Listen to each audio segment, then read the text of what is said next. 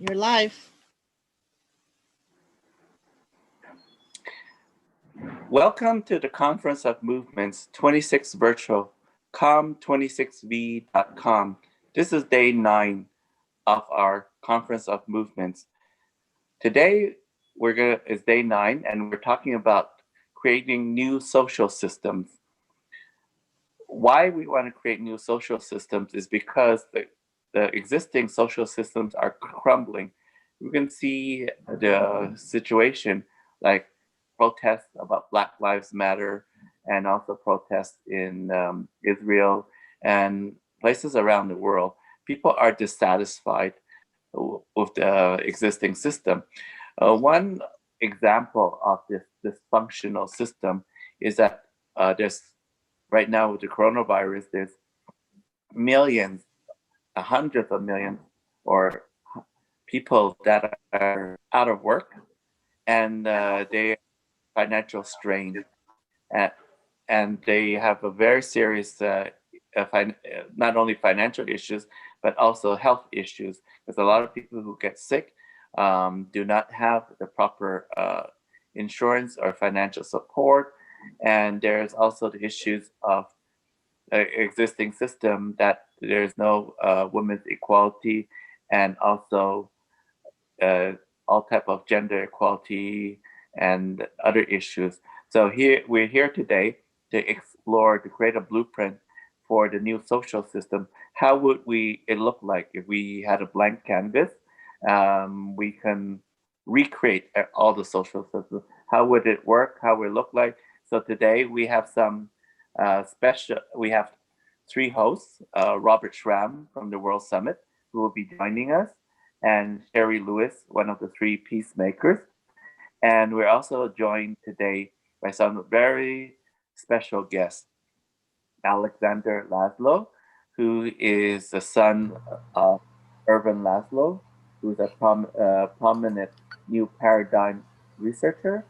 Then we have Mainoop Marvel from the World Dignity Forum, who will be joining us, who had her own event last year talking about solutions, and she's going to come bring up what learnings from that event. And we have Brett Leonard and Mesfin, TK, Rudolph, and Isaias, and Devin Trop. Is Robert there? Robert, would you like to introduce yourself? Hi, David. Yeah, thanks for having me on the program, and great to be here. My name is Robert. I'm a coordinator at several transition platforms. The last 5 or 6 years, I've been studying and working with groups that are developing new models, so alternative social, economical, and self-governance models. So I'm happy to be present here and to review how we can together come to this ultimate blueprint that works for us all. And yeah, that's me for now. I think before I had a career as a project coordinator in utility for about 30 years, and I'm putting my experience now in service of humanity. Beautiful, Robert. Robert has a beautiful heart, and he is in the service of humanity. He's 100% humanitarian. He puts his heart, dedication in everything he does. He wants to see a better world for our children and for planet Earth. So we're really honored to have him here with us today. So we'll have some special guests. And what do you know? What is a social system, Robert? What's the definition of it? So we could understand, we could say new social system. What is a social system? Yeah. Well, a social system is how we operate within humanity. So it's a system, well, the current systems that we have are based on mainly a governance, a political system, and an economic systems that sort of dominate how we live our lives socially. So I'm not sure if I can give you the literal description of a social system, but it's a system that sort of enables us to live with all the resources available, but we also, a lot of other stuff is coming into play. And if I can share later how we see the current model, so what a social system is, we have a sort of a picture for you, a wheel of 12 sectors that explains how the current social system is built, and then we can sort of go into it a little bit deeper. Thanks, David. The way I view social systems, because Hakka, from the Hakka people, were indigenous to Mother Earth. In 1967, our tribe declared independence and created a country called Singapore. So the way I view social systems is relationships. Social means like there's more than one person or interacting with each other. So social system is this how to design a model, how people relate to each other. Like I relate to you, I relate to the doctors, I relate to the lawyers, the government relates to me, how I relate to them. So it's just like how the dynamics work to relate to each other. And also I regard the social system as linking to also Mother Earth, because how we relate to Mother Earth. A lot of times people say social system is only humans, how to relate to each other, but our social system impact Mother Earth, impacts the animals, the waters, the air, and everything, how we relate to each other. One example of a social system is that where I don't know if anybody knows, but the first disposable product was created by Gillette. They wanted to create what they call disposable society. So where they shave, then they throw it away, and then they get something new. So it was a way of generating more money or capitalism. So this is like a new social way of relating to products, So what do you think about these disposable societies, Robert? Well, of course, it's very clear that a society based on creating inferior products to make money, right, to make profit, is not sustainable. It's unethical in a way, and it's really pressing hard on our resources on Earth. And I think as a new blueprint, there are several groups working on laws of absolution. So that means that we create only products that have a long life quality, and which are aesthetic also beautiful. So of course it's something that grew, I think, from maybe the 50s, 60s, maybe a little bit early on already. Maybe you can probably remember that in the 50s there were really quality goods made, and like if you bought a refrigerator or even something else, it would really last 25, 30, or maybe longer years. And now we can see that the things that are produced, and especially if they come from countries, I don't want to name any countries that might find it uncomfortable, but of course some countries that produce inferior products just to buy or to sell as much as possible, that's really a bad thing, and it's unsustainable, and we need to take care of the planet for our next generation. So I feel that we should overcome that process. Yeah. The funny part about this is that I was in high school and I saw a film about Henry Ford II. He produced an interesting film. In the film, he said we could produce a car that could last 100, 200 years. But he said we don't do that. It only lasts like 10 years before it breaks down. It's designed to break down over a certain time. Because he said, who else would buy our car? Because if it lasts 100 years, the customer, or 200 years, the car, who would buy the car? We wouldn't make any money, or we wouldn't make any profits on it. So current system is based on basically disposable products.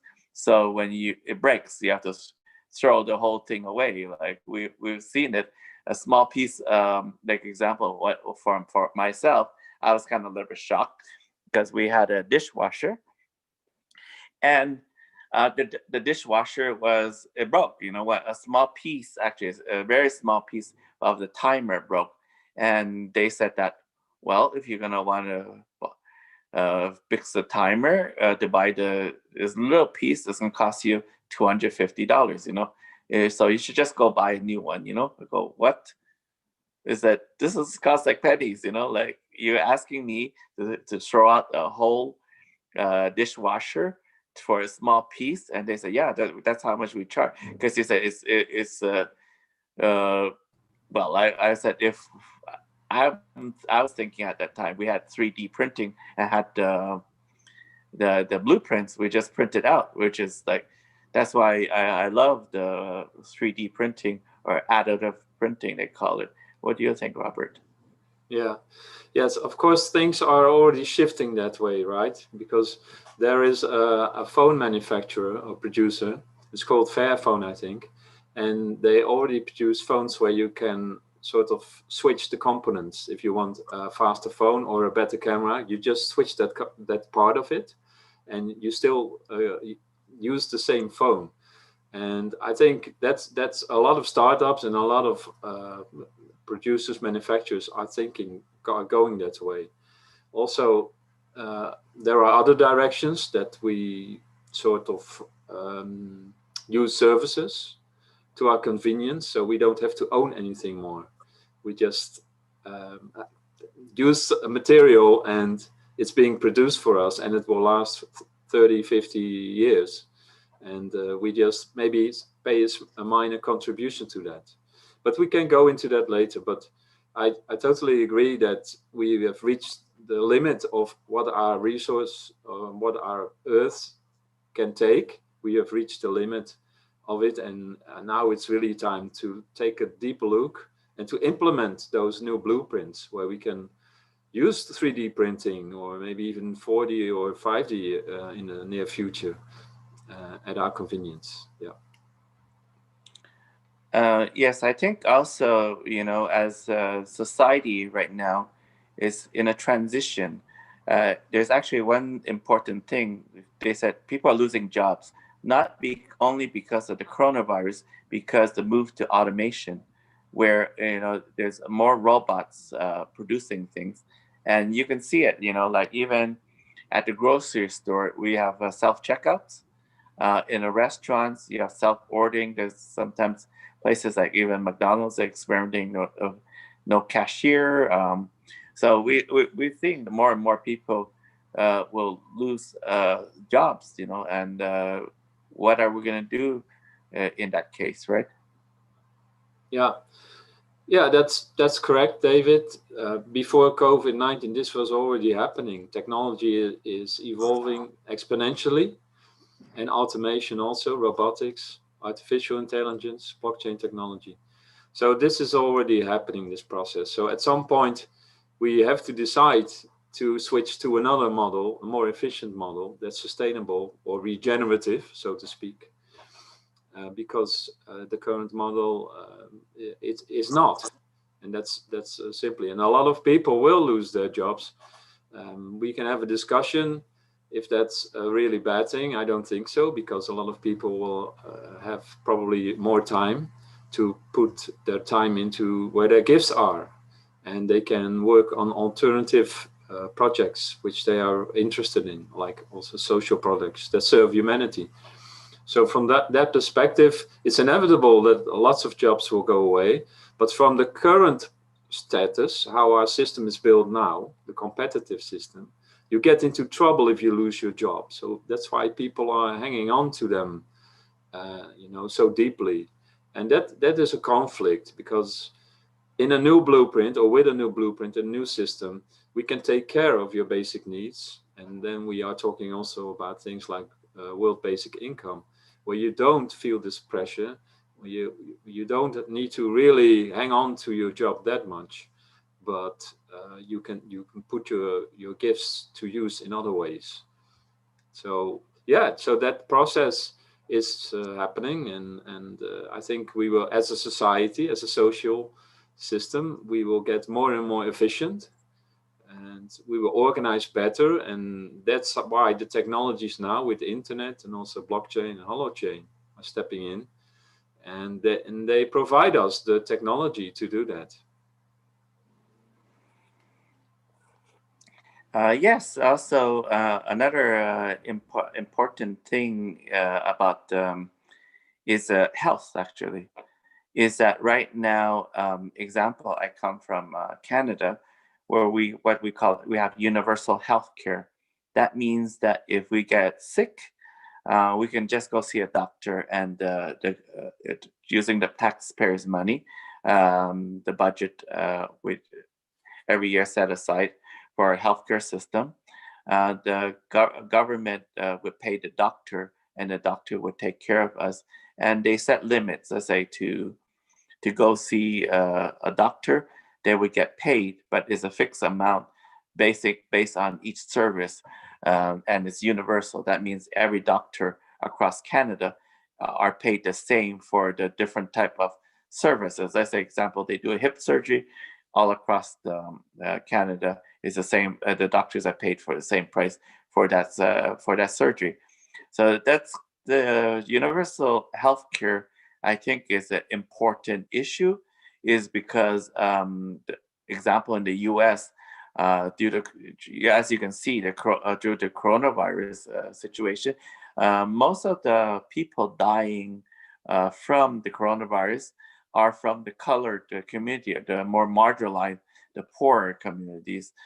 Is because they were with the existing healthcare system, they have more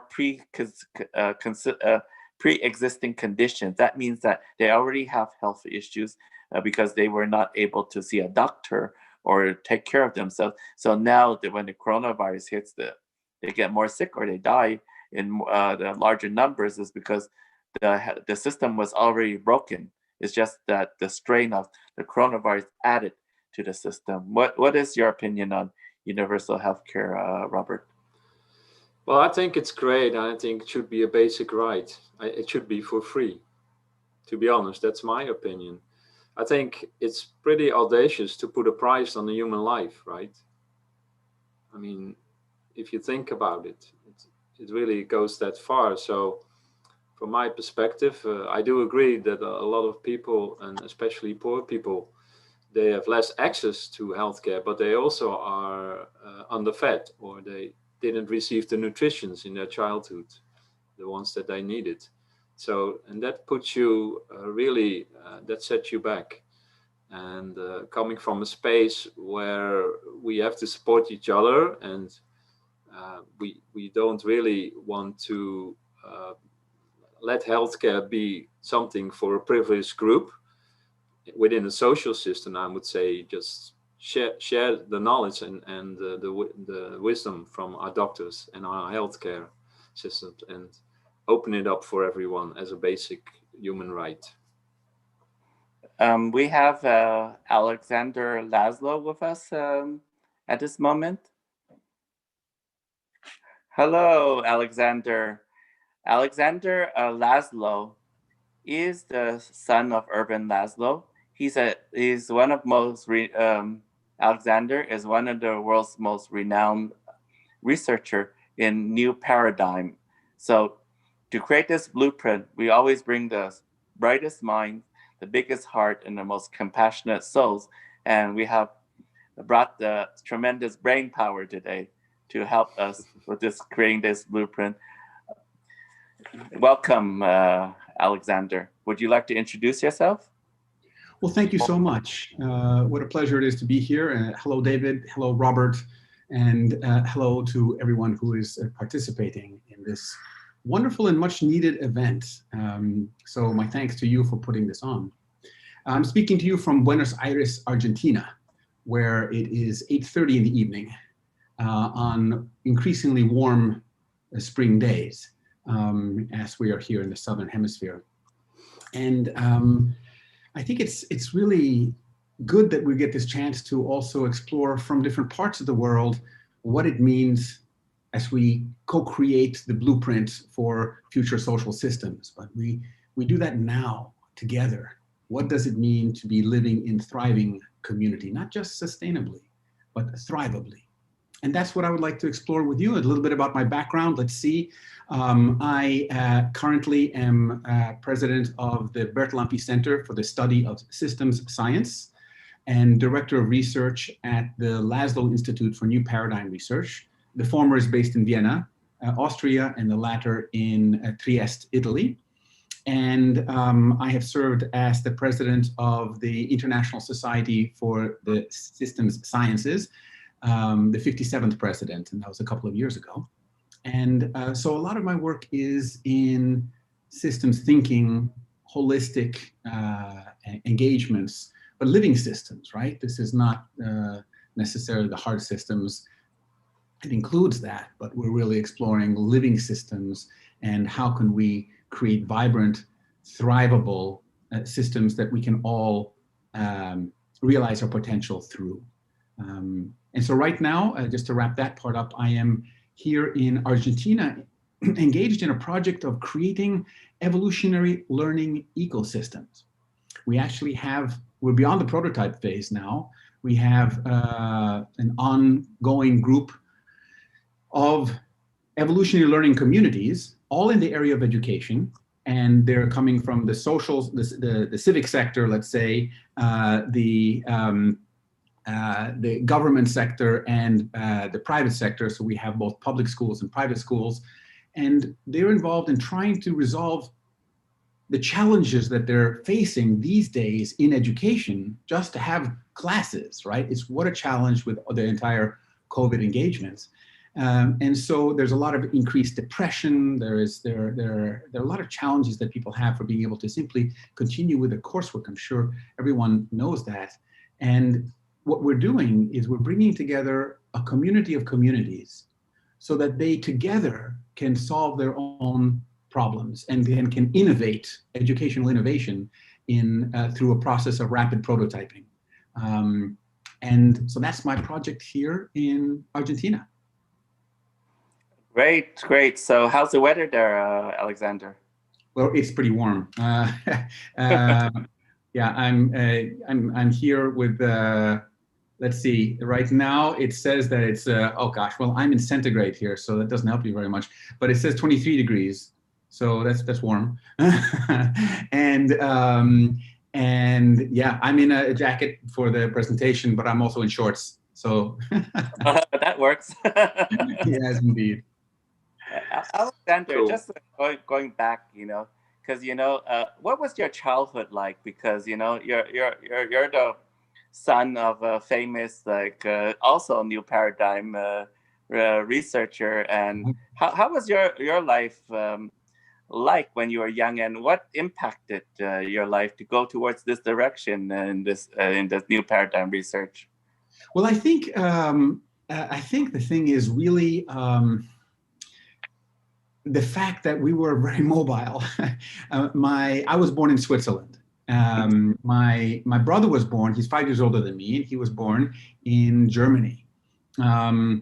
My father is Hungarian, right? Born and raised through and through. If he's hammering in a nail and he hits his thumb, out comes fluent Hungarian, right? So my mother is a Swedish Finn. So she has Swedish heritage and speaks Swedish, but she was born and raised in Finland. And my parents have lived in Italy since I was 11 years old. Although all my education is from the United States. First largely in New York. My father was working at the United Nations for a while, and so I went to the United Nations International School, UNIS. And then afterwards, after I finished my doctoral studies, which were at the University of Pennsylvania, I'm wearing the little University of Pennsylvania logo. Wow, nice.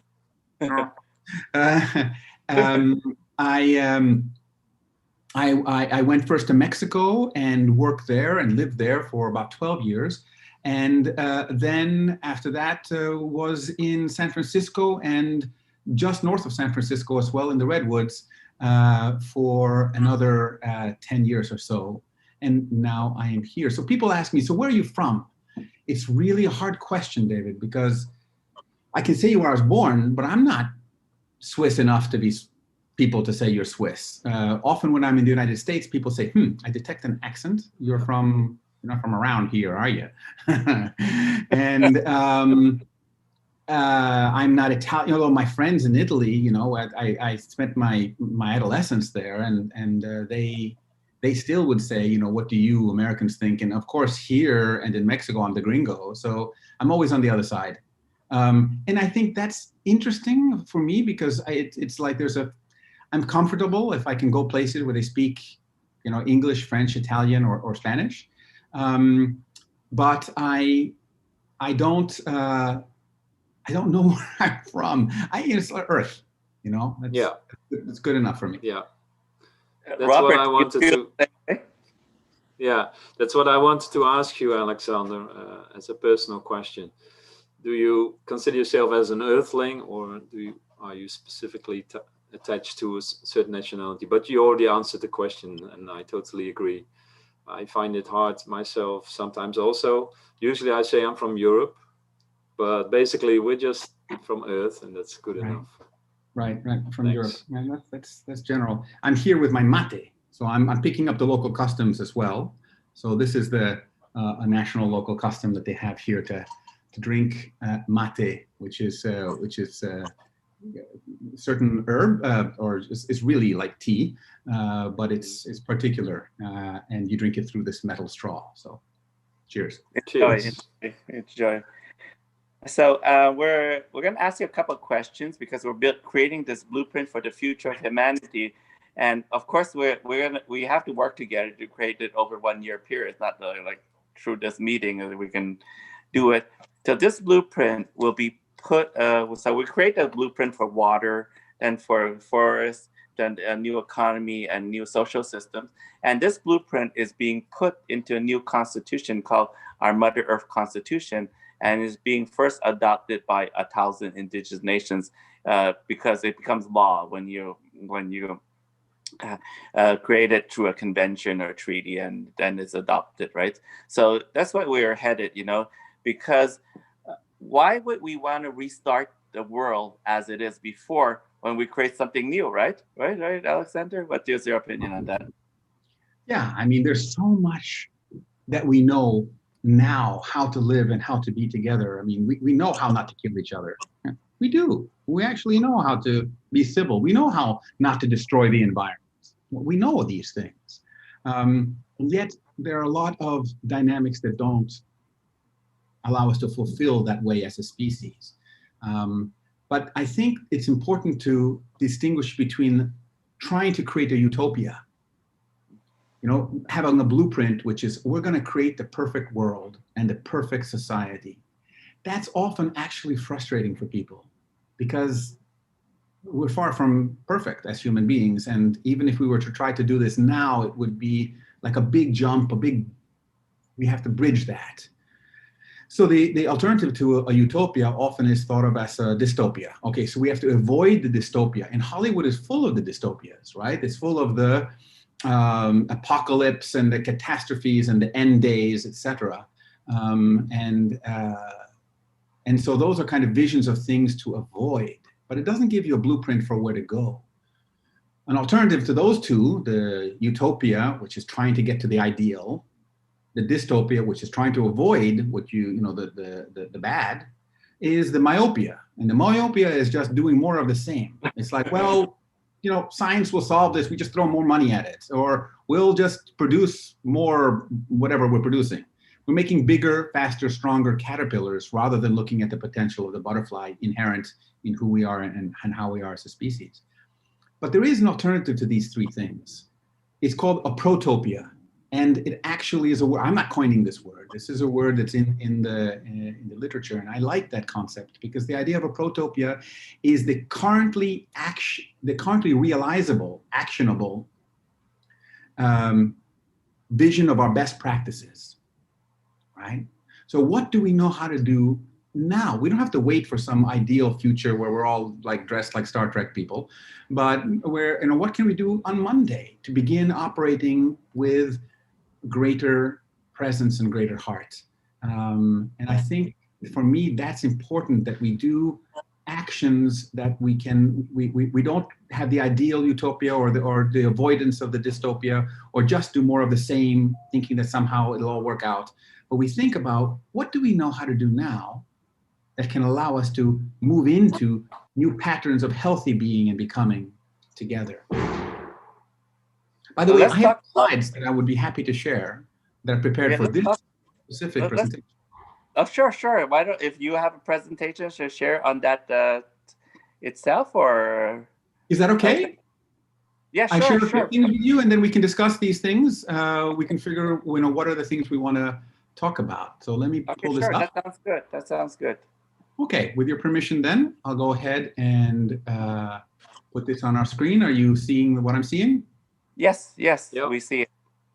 Okay, let's move this into its dynamic form here. All right, so this is where we are. And I hope that I got everything right here. So I'd like to maybe talk and share with you a little bit about what are kind of the conditions for new paradigm social systems. What does that mean, that we're going to be having kind of social systems that are truly empowering of this new blueprint that we're talking about, blueprint for humanity, a blueprint for the future in terms of social systems, and particularly given this slot in the program, how does this involve indigenous ways of knowing, autochthonous, as they say, ways of knowing and being, and how can we really benefit from the ways of knowing of diverse peoples around the planet. Okay. So this is just, taking stock. Too often, my sense is that we live like as if we're just concerned with cultures and different peoples who are living, and we're all different. And frankly, we're all one in many, many, many ways, and we're one species. And the whole idea of race is actually not a scientific concept. There is ethnicity for sure, but we're one species, and that I think is important. Not only one species, it's one planet, as it shows here, and that means that this is us, not just humans, but we have to think of ourselves as being part of this living system. This beautiful story about this person who was, they chained themselves to a tree in the Amazon because people are cutting it down, and they said, why are you stopping progress? What tree has asked you to protect it? And the guy says, yeah, but I'm not here trying to protect the Amazon rainforest. I am part of the Amazon rainforest trying to protect itself. Now, I think that's beautiful. Wow. How can we act so that we see ourselves as part of this living, breathing planet? That is our true community. This is this sense of an interbeing. Thich Nhat Hanh came up with that. I don't know if he came up with it, but he talked about it first. Charles Eisenstein has a nice way of expressing it. An interbeing. The state of interbeing is a vulnerable state. It is the vulnerability of the naive altruist, of the trusting lover, of the unguarded sharer. To enter it, one must leave behind the seeming shelter of a control-based life protected by walls of cynicism, judgment, and blame. So it's really attitudinal. How are we going to engage with each other? Because we can't do this alone. We can't have a bridge to a blueprint for a inclusive society alone. We have to do this together. And this means that we have to develop what's called connective intelligence. Connective intelligence has to do with what people, what resources, what networks, what technologies, things like that. What can we connect to that is going to actually help us in our pattern of thrivability, beyond sustainability, beyond survival? And when you have a good sense of connective intelligence, like, hey, these are good resource, good people, good environments, this is healthy stuff, then you can leverage that into collective intelligence. That's the next step. But first is connective intelligence. And the collective intelligence is simply the idea that none of us is as smart as all of us, and that we can't solve complex evolutionary dynamic problems in social systems and their connection to environmental systems, living systems, by ourselves. We need the power of collective intelligence. But we need more than that. We also need to have empathic intelligence. And this is, it goes beyond the know what, which is kind of like the connective intelligence. You know what to connect to, right? And maybe who to connect to. And the collective intelligence starts to leverage the know why. So you get to really get people involved in co-creating things, right? And you start to figure, how can we do this to make a better future? You start to think of the ideal images. But the care why competencies, caring why, is gonna be essential for this, for the rest of this this century, for sure, and I think well on into the future. It's something that we really need to develop. Empathic intelligence goes with the interbeing that I mentioned earlier. So for me, one of the vehicles for this is a notion of evolutionary learning community. And I'd like to put this out there for our blueprint objectives, right? That maybe an objective could be to create evolutionary learning communities that discover and innovate creative responses to contemporary challenges for living together as a just, healthy, and thrivable world. I mean, I think it's something we can all get behind because it benefits everyone. And this is not a kind of either partisan, or it's not that some individuals are going to benefit from this kind of objective. This is really in our collective common interest. So what is an evolutionary learning community? Let me just define it for you here. The baseline definition of community I would like to suggest is this. You need to have 2 or more people. Otherwise, you're dealing with a multiple personality issues, and that's a whole different, that's something else. Okay, so 2 or more people with a shared identity. I mean, you can have other identities, but there needs to have at least one kind of shared identity. We are this, a common purpose, and a commitment to the joint creation of meaning. That last part's important because that has you working together and that nobody is imposing their meaning on the others. It's a commitment to the joint creation of meaning. What is it that is going to be a meaningful action, meaningful engagement, meaningful path for us as this community? So here's a way of looking at it, and I like this. So we can think of evolution learning communities as spaces where people can learn together about the interconnected nature of our world, the ecological impact of our individual and collective choices, and the joy, and that's important, that's why the joy is highlighted there, of finding a meaningful way to contribute to the emergence of sustainable and evolutionary futures. And this is why it makes it thrivable, because we're going beyond just trying to live within the carrying capacity of our world or of our planet or of our environment. And that's important, but we need to celebrate life, celebrate each other, and find ways that allow us to also celebrate the awe of what it means to be alive. So this is where creating these spaces, these evolutionary learning communities, can bring that forward. And here's a really short way of looking at what is an evolution, or an ELC, a community that learns how to learn in harmony with the dynamics of its broader environment. Okay, just a few more slides, and then I'm done here, and we can continue with picking up on anything you like in this. I like to think of this in terms of different spheres of engagement, and we need to get all of these attended to. The first balance that we need is at a personal level. We need to kind of live our life in balance, because it's hard to connect to others and do balanced engagement with our world and with each other if we ourselves are really off key or out of kilter, right? So there's something having to do with our personal well-being, doesn't mean just physical health, but the idea of being in some form of stability, right? So that's one dimension. Another dimension is our social or interpersonal, right? So how are we in community with each other? And this is a lot of what we're talking about in this particular session, but it's one of these dimensions, right? So how are we in non-dysfunctional relationships where there's no sabotage or intrigue, where we're actually in some kind of caring? This is the empathetic intelligence, right? But it's beyond that, because we're also part of a living planet. Remember that very first slide that I shared? We have to be part of this living world. And how are we? part? What's our role? Are we doing things that are in balance? All my relations. And then there is balance with our ancestors. You know, I mean, that's important. Are we part of a narrative? Would they look at us now and say, hey, well done, you know, or you're carrying our legacy forward well? Are our ancestors proud of us? That's kind of a question. And we also have to think that we are ancestors in training right now. We are future ancestors right now.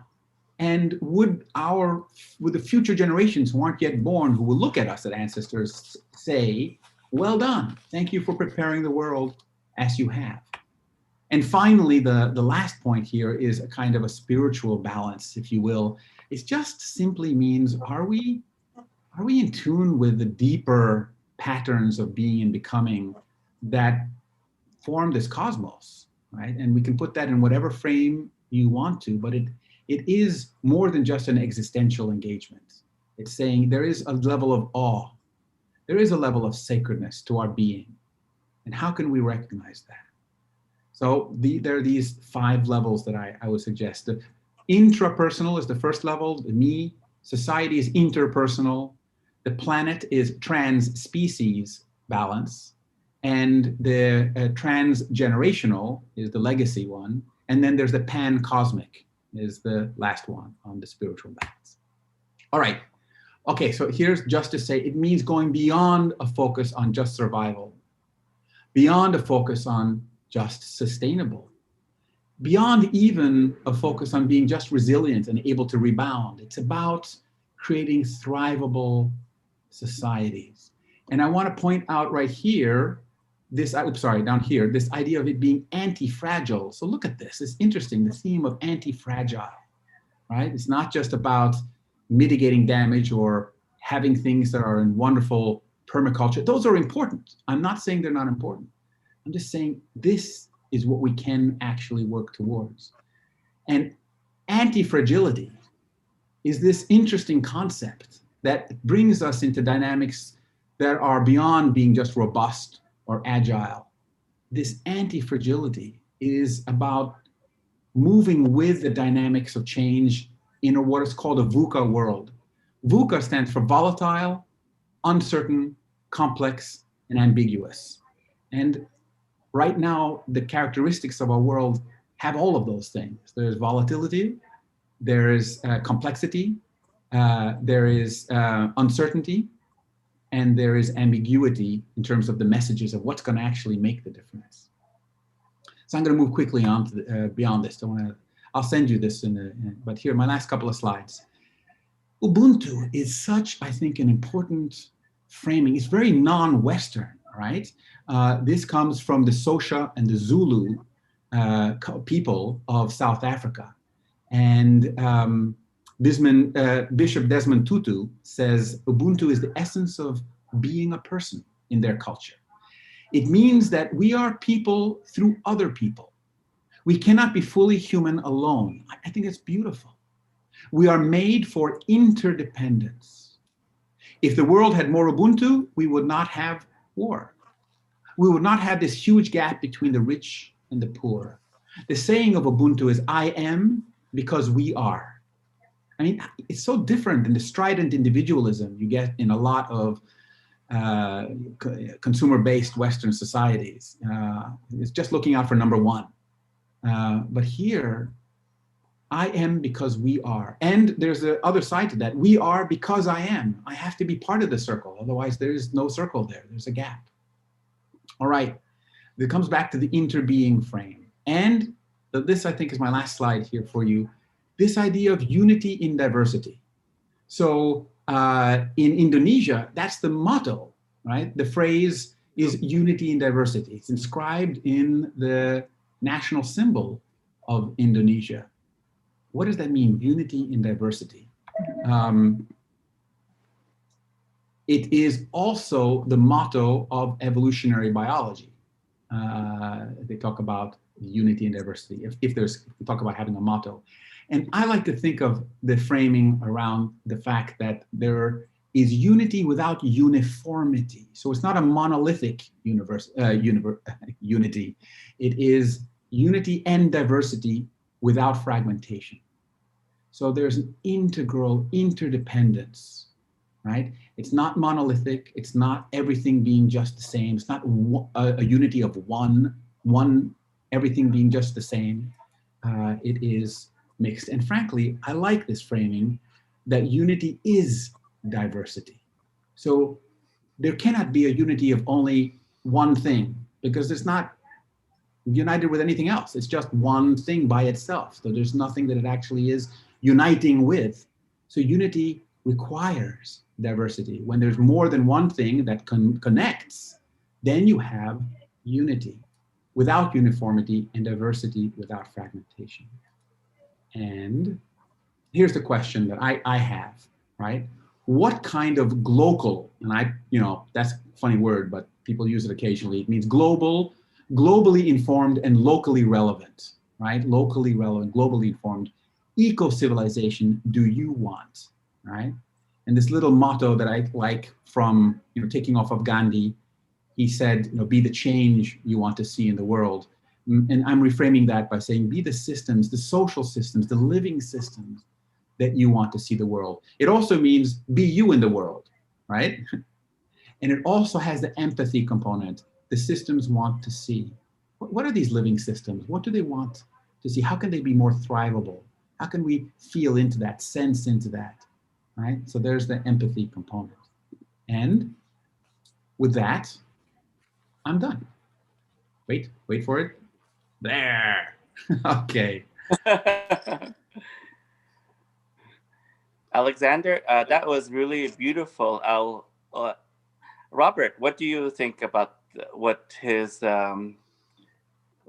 great his presentation? Yeah, totally resonates. Great presentation, Alexander. Thank you so much for this. I think I made some notes here while you were going along. You're making a point about balance, and I totally agree that balance is a key factor in the whole process, the evolutionary process. Finding it. We had a discussion at I listened to a discussion at the Women Empowerment Conference just before we started here, and it was really talking about energies, the feminine energies, how much women can participate in society and how they can sort of engage more. And there was a lot more going on, and I'm sure Gail can talk a little bit about it later, but it goes beyond because we are looking for a balance, right? The balance between the feminine and the masculine in our current society. We know the current society is very masculine dominant at the moment, and we're sort of rebalancing that fact. But it goes beyond it. It's not only, in my perspective, through my lens, it's not only about having so many women in important positions, right? Because some women probably have more masculine energies than most men do. So I think it comes down to the balance within every one of us as a person, the balance between the feminine and the masculine energies, the condor and the eagle. So I thought that was great that you refer to it. It's important. And diversity, yes, that's key. And in unity lies diversity, because that gives the synergy, right? That's the driver to synergy. And I think that's really amazing that we focus on the different perspectives, because that we learn from it. So, and it challenges us, and it challenges us to think about ourselves and to look in the mirror. So thanks for that, Alexander. I really enjoyed it. Thank you, Robert. And I think what you were mentioning here about the balance of the masculine and feminine perspectives is very important. I mean, we have three male faces actively engaged here, and then there's Gail and Alice as well, who are here in a more, but they're here at least, thank goodness, even though they're not actively on screen. And absolutely, how can we make this more fully human, right? Well, what does it mean? There's an expression that came from my reading of something Alan Watts wrote. Alan Watts, this famous a philosopher of Far Eastern traditions and thought.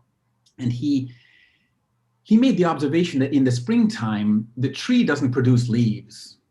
You know, it doesn't produce leaves. It leaves. Leaves. You put it into a verb. You know, it leaves. It's like a celebration of the moment, right? And he said, you know, in fact, the whole world, not the whole world, but the particular hemisphere that is in spring, it isn't like experiencing spring. It is springing. It is expressing that. And it made me think, how are we humaning? You know, and this gets to what you're saying, Robert, but I think that for me is a real quest. How do we human well? And how is it that we are humaning as an expression of the universe? You know, the universe is humaning, actually. And we, just like the tree is leafing, how are we being a true expression of this fundamental, life-affirming, future-creating and opportunity-increasing drive of the universe? So I think that's that balance is very important. The eagle and the condor. Thank you for mentioning that. That's the the Pachamama prophecy as well. And what's nice about that prophecy is that we can think of ourselves as kind of bringing together the powers of the eagle and the condor, but it doesn't mean having one wing of the eagle and one wing of the condor. We couldn't fly well. What it means is creating a new being, truly a new being that brings out and celebrates the qualities of both eagle and condor. So we're looking at what it means to be human, how to human well in a new frame. And one last thing, David, before I drop the mic here, is this idea of requisite variety. This, from the systems domain, which is where I formally do my work. Ross Ashby has the law of requisite variety. And what does that mean? And that means that any challenge that you have, that you're going to face, you need to have, let's say there are n challenges, n number of challenges. You need to have n+1 possible responses. Otherwise, you're going to have a challenge that's going to wipe you out. And if you don't have the requisite variety, the diversity that you were talking about, Robert, if you don't have the diversity of perspectives and of ways of seeing the world, then we're not going to be able to face the challenges of this VUCA world effectively with kind of our singular or our repertory of just a few different kind of responses. Diversity is strength when it is brought into conversation. Yeah. Yes.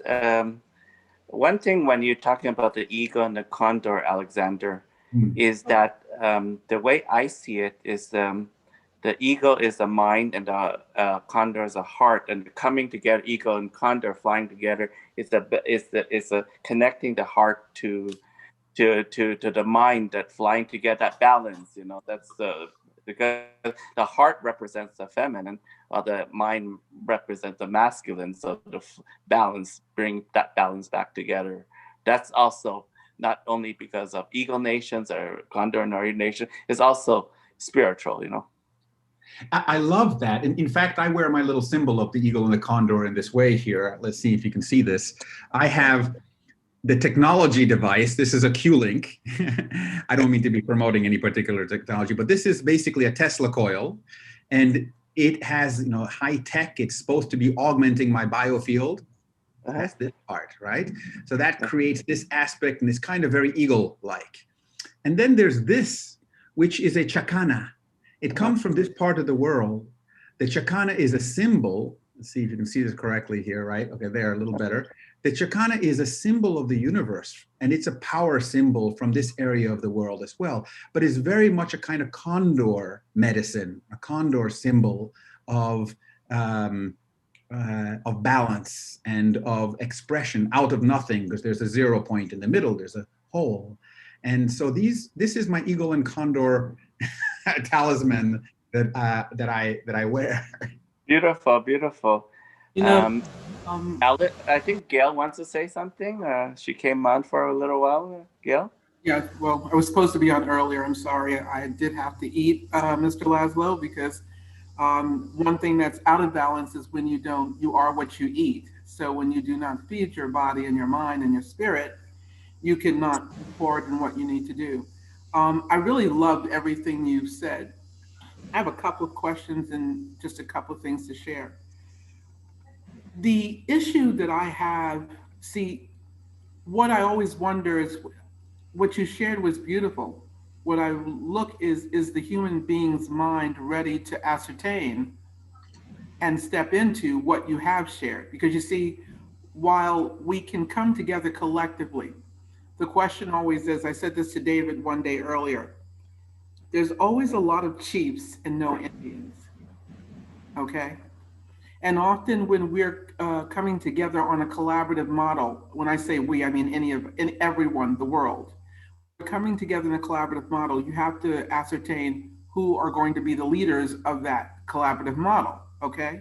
Because now, though you're creating a system of blueprints and you're bringing people together, it's almost like what this country went through during the election and what we're still kind of going through. While everyone is, there's anarchy all over the place, you felt like a leaderless nation for a minute. For those 4 days when we wouldn't come to an understanding of who was president, who isn't. And we're still there a little bit. But the difference is we're starting to get to an understanding, whether it's direct or indirect. Ego is something that can be utilized in a good manner if it is directed positively. But then there's also there's in shamanic traditions, they believe in killing the ego so that something is available. What I would love to find out is, while we have a collaborative model, we're gaining a collaborative model, there's always going to be a place where it's like when you're in a group dynamic, Mr. Laszlo, someone always, there's the promoter who promotes what's going on in the group. There is the controller. They're not controlling, they just are the leaders usually. There's the supporter who's always there to support, and then there's the analyzer. Now, that is an intellectual term, but when we look at it from the universal level of group dynamics, collaborative dynamics, okay? There's always going to be a group of that within the group. How do we engage a dynamic? Because you have to have someone that leads that group. Even if it's an agreed leadership, even if it's an agreed in those systems who's managing it, even if there's an agreed dynamic when there's a few people that must vote, there is still some type of leadership that must take place. How do we deal with the infrastructure of the leadership within that collaborative model? Well, great question. And I hope it's okay if I can refer to you as Gail, and please do feel free just to call me Alexander. That's just fine. It's part of being from the South. Yeah, okay, no, that's cool. But I hope if you like me to call you David Carter, Yeah, no, please. Ms. David Carter, I'll be happy to do that as well. Call Gail, I'm old enough. All right, cool. Same here, right, Alexander? So the thing here, exactly, it's about this level of formality, frankly. I mean, it's kind of what we're talking about. There, this famous, well, I don't know how famous he is, but this academic from Harvard, Hofstetter, wrote these books about power distance cultures, right? Power distance cultures are ones where you can't go out and have a drink with the boss, even if you're comfortable. He or she won't do that, and people will be uncomfortable. When I went to teach in Mexico, one of the things I was teaching was research methods, and I was teaching it for master's level students. And I went to a classroom where they have all these little desks, and fortunately they weren't bolted down, so you could move them around. Sometimes they're bolted down, but okay. So these were movable desks and movable chairs with a little desk on. You can, the kind you can fold up the desk and fold it down. Okay. Those are the kind of desks that the students were sitting in. And then the teacher's place was in the front on a little elevated stage, a huge desk and a comfortable chair behind it. I was supposed to sit there looking down at the students. That's a very power distance setup. Right. And the US is not generally a power distance culture, but Mexico is. So what I did is I went and I sat with the students. And they immediately like created a buffer and like there was like a space between me and them. I was like, ooh, they moved out. Okay. And then they kept calling me, they said teacher, or they said professor, or they said doctor. They would, they would say, doctor, can you tell us this? Dr. Laszlo, whatever. And I said, please just call me Alexander. And they would continue to say teacher or say doctor or whatever. And I insisted that they call me Alexander. What happened? Instead of liberating what I thought was making them more comfortable, I had made them more uncomfortable. I made them so uncomfortable that some students couldn't talk to me because they could not say Alexander to me. And so where we think from one culture to the next, what is making people comfortable and what is not, our own sense of empathy within our own frame of reference might actually not be liberating or empowering for others. So why collective intelligence, we check with others, saying, how do we do this here? Is this helpful? I could check with colleagues. Later I did. I said, why is this, what's going on? And then they explained to me a little bit. I learned about this, how to work in a different culture, right? Where I thought, okay, this was going to make it work. So for me, beyond that little anecdote, Gail, I think that the two things about this are experiment with different organizational forms. So, the geese, for example, when they fly and when they migrate to the south at the beginning of winter from the northern hemisphere, or they migrate to the north back for the summertime, the way they fly is that there's a lead goose in the front, right? Yeah. Yeah. But they trade off. So when that goose gets tired, because what happens is the front goose, it has the biggest impact on the wind. The wind has the biggest impact on them, other way around. And so the geese behind them get a drag, they get pulled, in a way. It's tiring for the front goose. So that goose, when it gets tired, moves to the back, another goose takes over, okay? So who's the leader? Well, there always is a leader, but they do trade off. How can we do that in our communities? It's so this kind of structure is called a holarchy. Yes. Right. So holarchic organizations can work. We have companies which have experimented with that. The famous shoe company, Zappos, is a big, they're really sticking with it, even though it's hard for them to function like that with the rest of the society that's not like that. Bottom line is, I think that in our protopia kind of social systems, we need to experiment with new forms of leadership, because leadership, the way I see it, and this comes from my reading of Parker Palmer's beautiful work. He had a book called Let Your Life Speak. And he says that leadership is a characteristic of a person. It's a trait, it's a behavioral way of being. You have to lead your life. It's not dependent on having followers. You can be a leader by yourself. You can make leaderly decisions if you're hiking the Himalayas, and you make a leaderly decision about how to move, even if you're by yourself. So leading your life, I think, is important. And if we're not seeking to impose our views on others, there's the decolonialization of the Western mind, right? Where we say, okay, how can we engage with different views where we don't have to either mansplain it, or we don't have to do some kind of hegemonic move that is going to impose our views on others.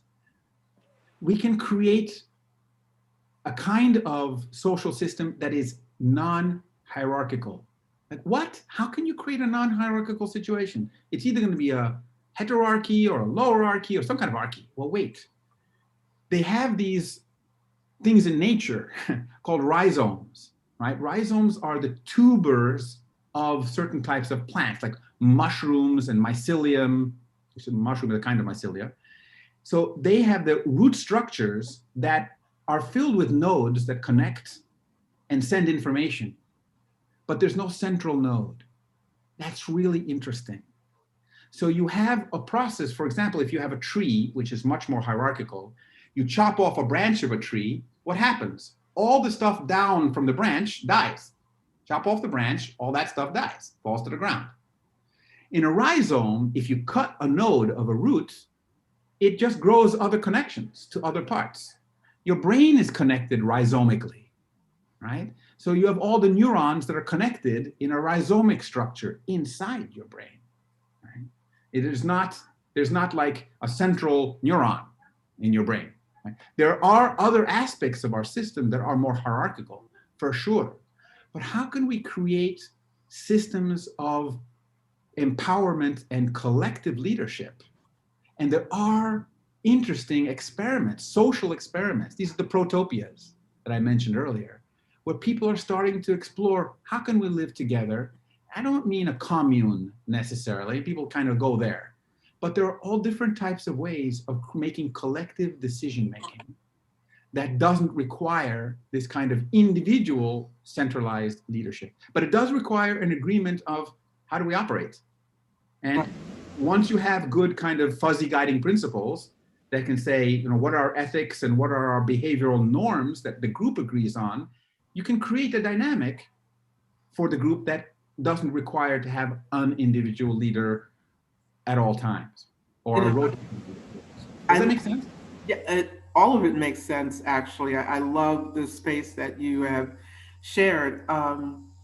And this is something that I think is quite powerful because when we look at it from whether it's an indigenous community or any community, first of all, the indigenous community that David's bringing together, it is allowing, they understand the earth and everything here in ways that we don't, okay? I include myself in that. Now, here's the other part I would say is that, you know, I heard feminine and masculine. You know, we've got to be careful as we use those terms, okay? Because there's LGBTQIA, there's binary, there's so many. We actually need to listen into the younger generation in regards to that's the stereotype that we have placed, that's what we're used to.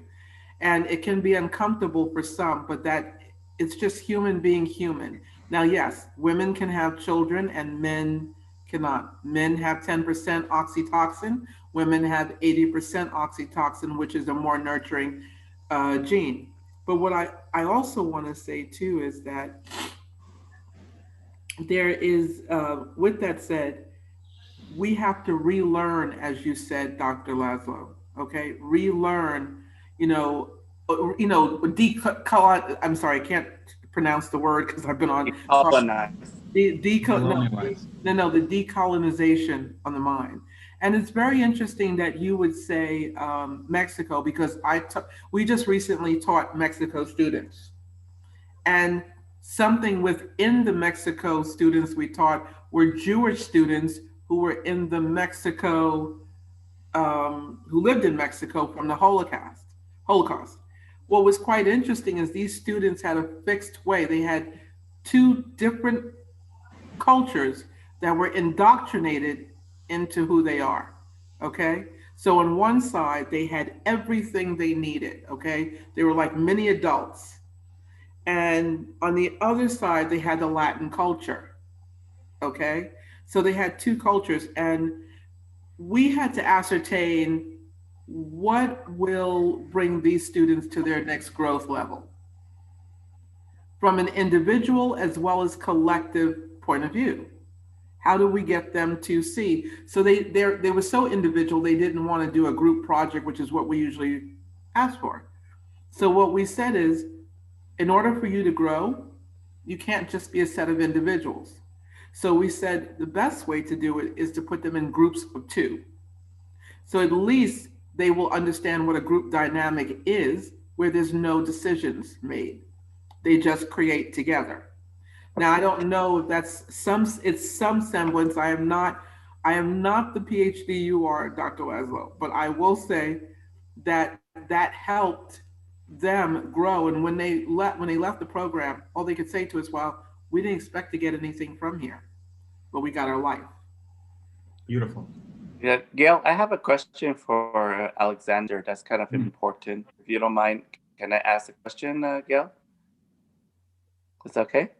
Yeah. Well, the question is that, we're bringing 1,000 indigenous nations together to create a new federation of nations like the United Nations, right? So it will be a new form because we viewed us indigenous people in North America viewed the first United Nations was the Iroquois Confederacy, the Haudenosaunee, and this the 1945 was the second United Nation. We're creating a third United Nation to bring all the indigenous nations from around the world to create a new federation of nations. You know, a lot of these indigenous nations have been traumatized by colonialization, you know, brainwashing. There's boarding school, residential school, the sterilization. 1/3 of women have been sterilized, and it's just stopped in 1970s. All those trauma, you know, to create this new social system, there's a lot of distrust among each other, even among tribes or among tribes and other nations, NGOs. How would we, you know, create that cohesion as a social system to make it function with that kind of, you know, already that trauma they have, you know? So that's a question. Fantastic, fantastic and challenging question. And it comes a little bit to what also I think Gail was mentioning there about, you know, when we're dealing with her story about dealing with the Mexican students and their Jewish heritage and the formation. Let me touch on both things here, and I'm gonna get to your question, David. One of the things that we played a game with, I mean, it was an academic game, so it was a challenge, right? When we were in Mexico at the university, and having the students to try to solve a puzzle. What they didn't know, and here's the interesting thing, the way the challenge is set up was we asked them to break up into teams of 5, okay? So we have about 5 groups of 5, large group, right? So 5 groups of 5 in each team. And then we say, okay, we're gonna give you an envelope. Each team gets an envelope. And when we say go, then you open the envelope. And you have the instructions in the envelope, but don't start until we say go. Everybody clear on this? The other thing is you can't talk. There's no talking to anyone in this thing, because that was the rules. So then, but you see, in this setup, nobody said that they're competing against each other, right? Nobody said that. But immediately they think we got separate teams, we got to compete against each other. That often happens. So we play this game, and what happens is they have to make a square out of the pieces that are in their puzzle. It's like inside their envelope, there's like pieces of a puzzle. They have to make a square.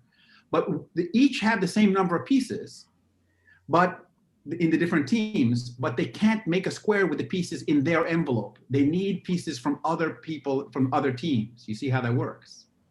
But the way this thing was, and they can't talk, right? So at some point, somebody's trying to look at some other team, right? And they're like, they have a piece we could do, but they can't say it, right? So they try to get the attention of their team, and they try to move that anyway. The bottom line is, the level of competition when we did this in Mexico was crazy high. They built walls with cardboard to make sure that there were no people could see them in their own team. They sent spies to look at the other teams. I mean, there was really very much of this separation. Really interesting. When we tried this in other cultures, in other countries, for example, we did this in Sweden. And in Sweden, very soon after we put this into operation, several of the team members came together from different teams holding, you know, like linking arms with each other and coming to say, can we like do this together? You know, but they didn't say it. They would just say they came together like that. And we're like, because we couldn't talk either. So interesting how in different cultures you have these different orientations towards what it is to work together, right? So David, this comes, I think, to the question about trust. When you're dealing with cultures that have had, or let's say societies that have had very difficult pasts because of colonialization, hard word, and where their rights were taken away, where their beliefs, where their traditions, where their identity was taken away.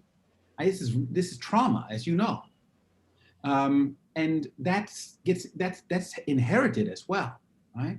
So how do you overcome that? I'm dealing with that here in Argentina very strongly, because even in the recent past, there was a dictatorship here And during the time of the dictatorship here in Argentina, there was a time in the 70s and 80s where people were disappeared.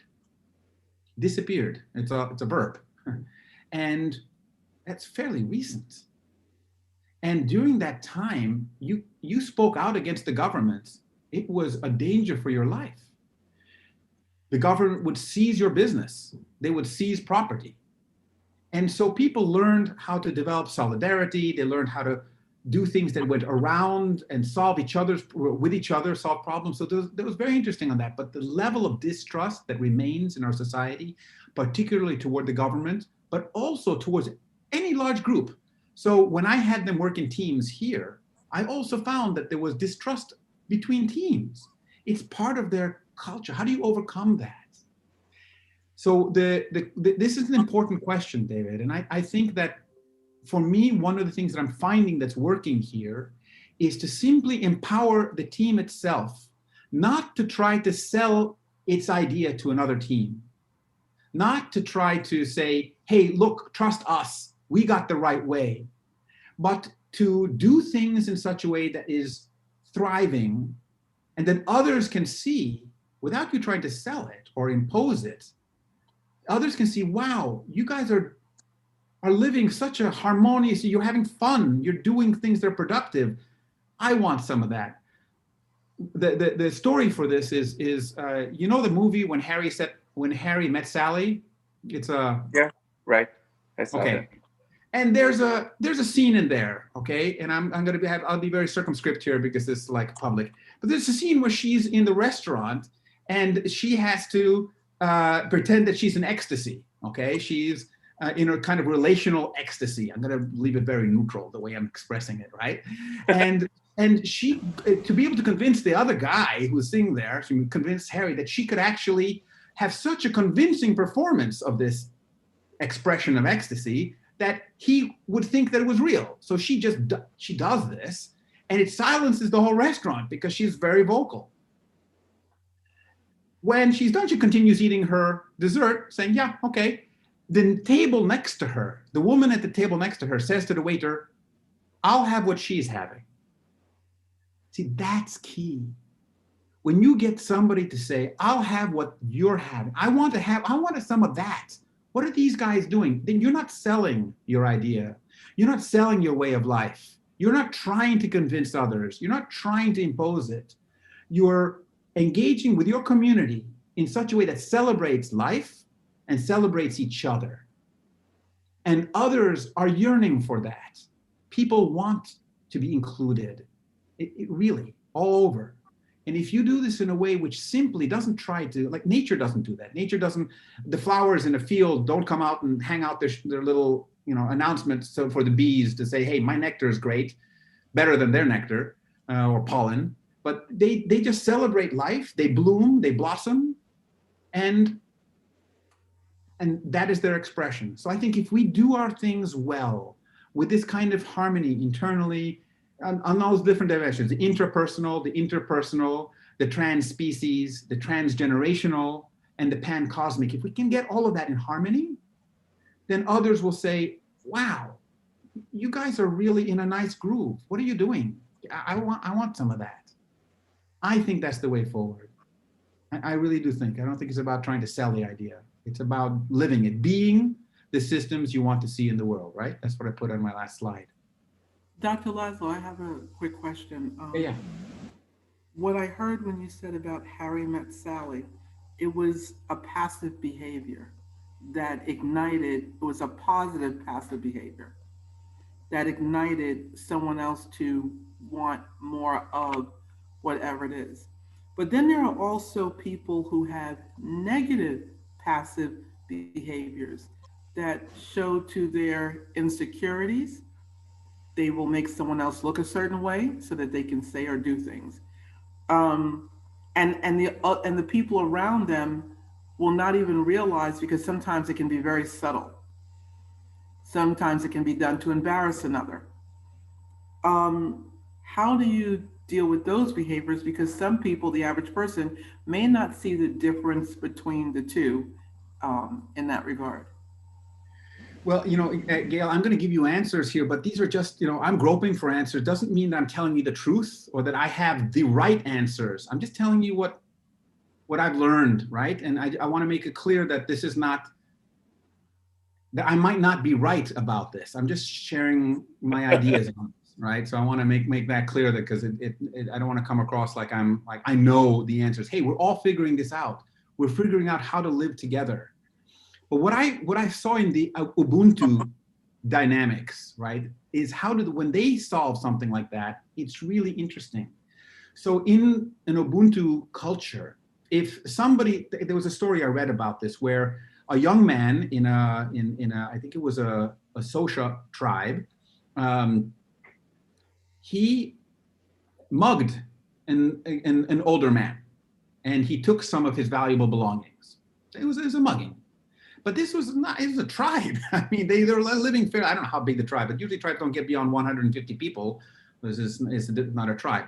So they found out what was going on, and they brought them into circle. When they brought them into circle, the young man and the older man were there, and they asked them what happened. And the elders are sitting there, and the community is sitting in circle with them. And they asked them what happened. And they said the story about what happened. And frankly, their stories corresponded, right, in terms of what happened. So they made sure that the older man was okay and that he got back his belongings, and there was nothing, he was okay. Then they turned to the young man and they said, "We are so sorry. We apologize that we have let you down. Our tribe has let you down because you have forgotten your song, your part in our tribe." And so what they did then, after truly apologizing for this man who went on a kind of deviant path, because they felt, and this was not tongue-in-cheek, this is authentic, feeling that this man went astray because he wasn't well held by their community, by their tribe, wasn't well held. So what they did for the next 3 months is they would not leave him alone, which is really good as well, because if somebody's having deviant behavior, they wouldn't leave him alone. He was always with people, reminding him of his voice and of his ways that contribute to the community, until he remembered, literally remembered. He brought his membership back into the community. So when you remind people that you are part of a bigger story, a bigger narrative, right? That this is something that we're doing together. There's the joint creation of meaning. Remember, community, that last part, is a commitment to the joint creation of meaning, and that your voice is important in this. You are part of our community. Then you bring them back into harmony, into resonance. Really, it's consonance, actually, because it's a form of resonance that's consciously engaged in. And that creates greater coherence in the community.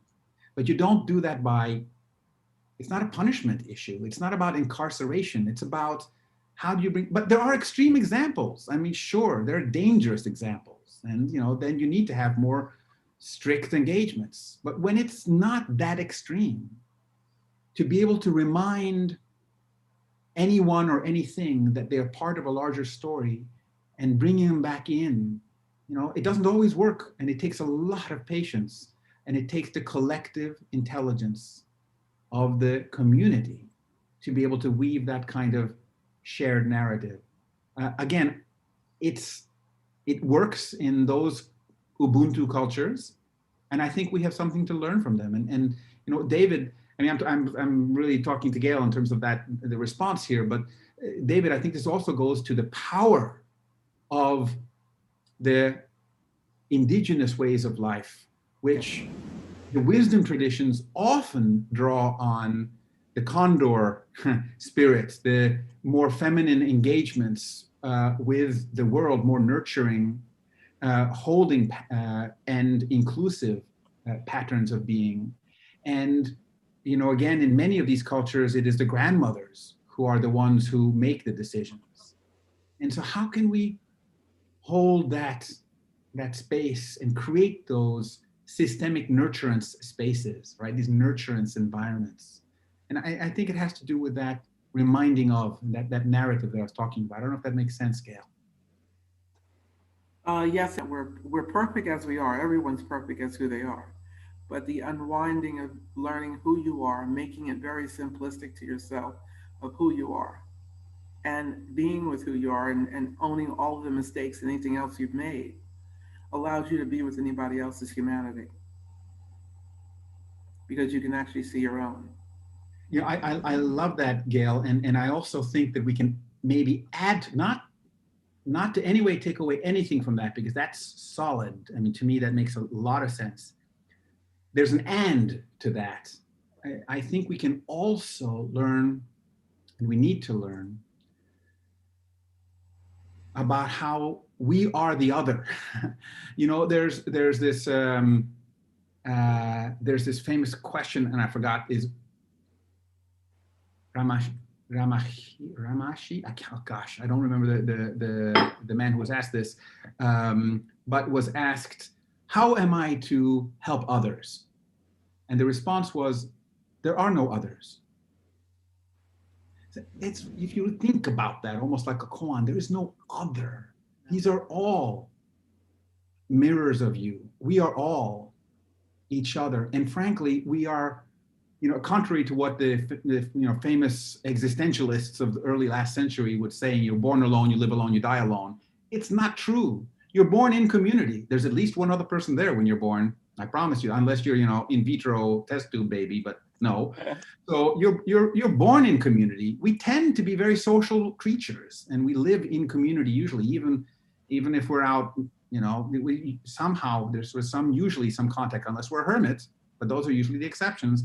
And there needs to be more hospice, more dying together in community as well, transitioning together. So when we are held in community, this is the type of leadership, I think, that we can recognize in ourselves, and we can foster in each other. This is the collective intelligence and the empathic intelligence when it's brought into play. How do we create the social systems that highlight that, where we put a premium on the connective, collective intelligence and the empathic intelligence, and that celebrate this Ubuntu and interbeing, you know, and not just I'm going to be okay by myself.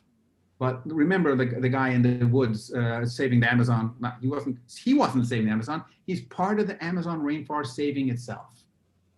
Again, that sense, I am part of this community. I am a voice for us. And I'm also, you know, the traditions in many shamanic circles and many indigenous tribes, the idea of that there's the empty chair. Whenever we are sitting in circle, we have an empty chair. Why? Because that includes the voices of the voiceless. And we listen in empathetically. For those who are not sitting with us physically at this moment, they represent future generations. They represent our ancestors and spirits. They represent the trees and the animals who our decisions today will impact. Let's listen to them too. So the empty chair is an important inclusion in the diversity of the community. So, you know, again, I think this way of making sure that you're in the intrapersonal stability, right, that balance that I mentioned, but you really need to bring that into the sense of, you know, we are each other, this interbeing, this Ubuntu. I think, I guess that's the last thing, Gail, on this I want to say about this, I think the next step for humanity in terms of our evolutionary potential is collective intelligence. I really think this is where we're moving. If we don't somehow master or come into a way of collective intelligence, and this goes to what Robert was saying earlier on about, you know, really bringing in the less of the patriarchal, hegemonic, dominator kind of frames, more of the partnership, more of what is truly Gailanic or feminine in our ways of being interdependent, you know, then I don't think we're going to really be a global species that we're starting to be. We're going to be a bunch of individuals at war rather than a global species. This is our true potential, but we need to develop our collective intelligence, our collective consciousness. I think that's our challenge. I have to agree with you. I think maybe I didn't explain it right. What I was basically saying, it starts with us. than outward.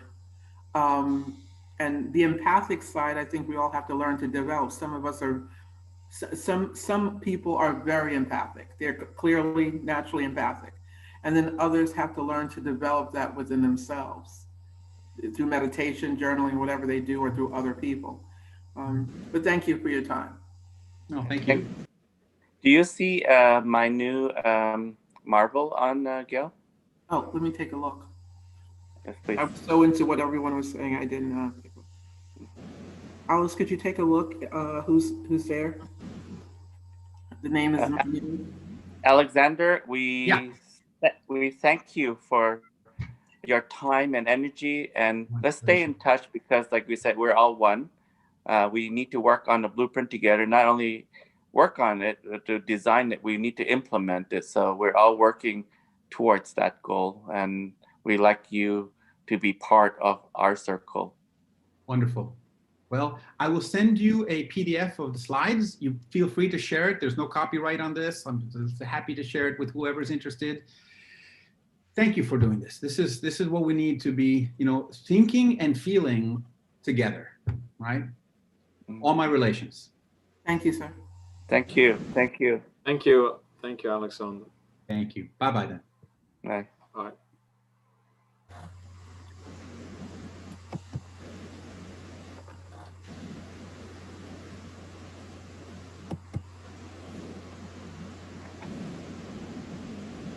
Hi, David. Hi, Manu Marvel. Thank you for having us on. Hopefully you didn't have to wait too long. You were able to hear what Alexander Laszlo was saying. Were you able to hear us a little bit? No, I wasn't able to. You had to let me into the room. So,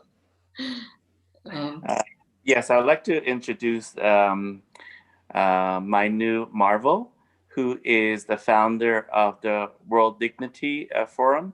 And among other things, she can introduce herself.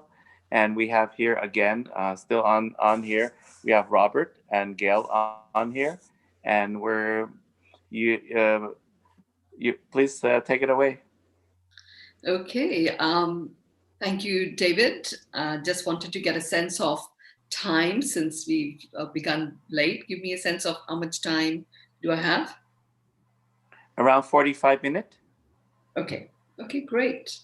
Thank you. Thank you. And, great acknowledgement for putting on this amazing gathering of elders from all around the world, as well as powerful contributors to the new era for our entire planet. So thank you very much, David, for doing that. My name is Minu Mariel. And just to begin by giving you a very brief summary of my profile. And so I began my career as a technology software developer, a propeller head actually. And from India, born and brought up in India, and then went on to live in London, spent most of my adult life there, focusing primarily on inspired leadership. I'm a serial entrepreneur, great at converting ideas into business, and also became a movie producer, and a few other businesses that got created as a result, including the Inspired Leaders Network, which took me around the world to study and role model some of the most amazing leaders that were inspiring extraordinary results from all strata of society. That was my foray into a world where, spirituality, personal upliftment, and business, all of that came together.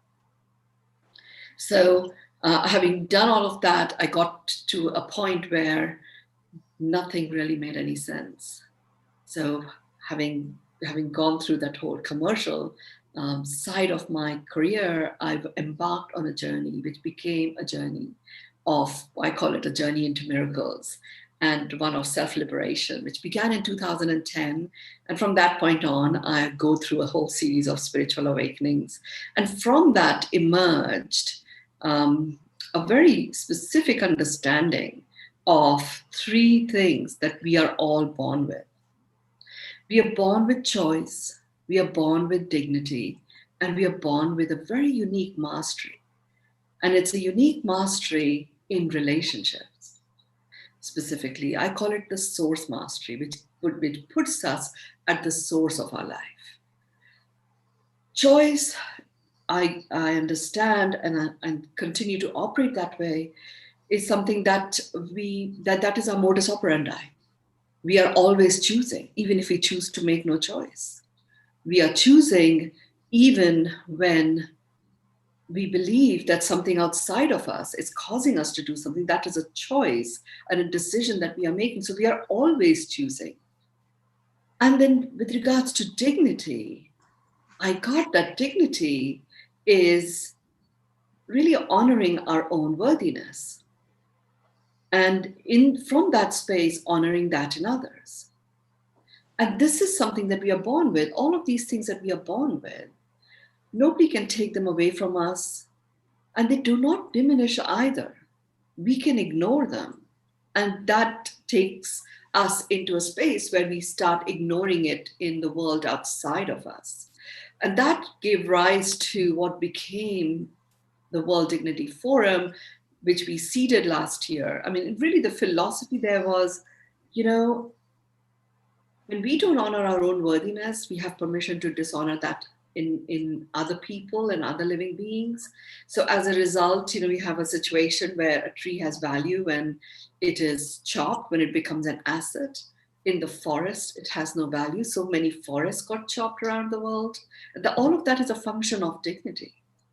And that propelled me to look at this whole concept of dignity that is integral to anything and everything that occurs on the planet.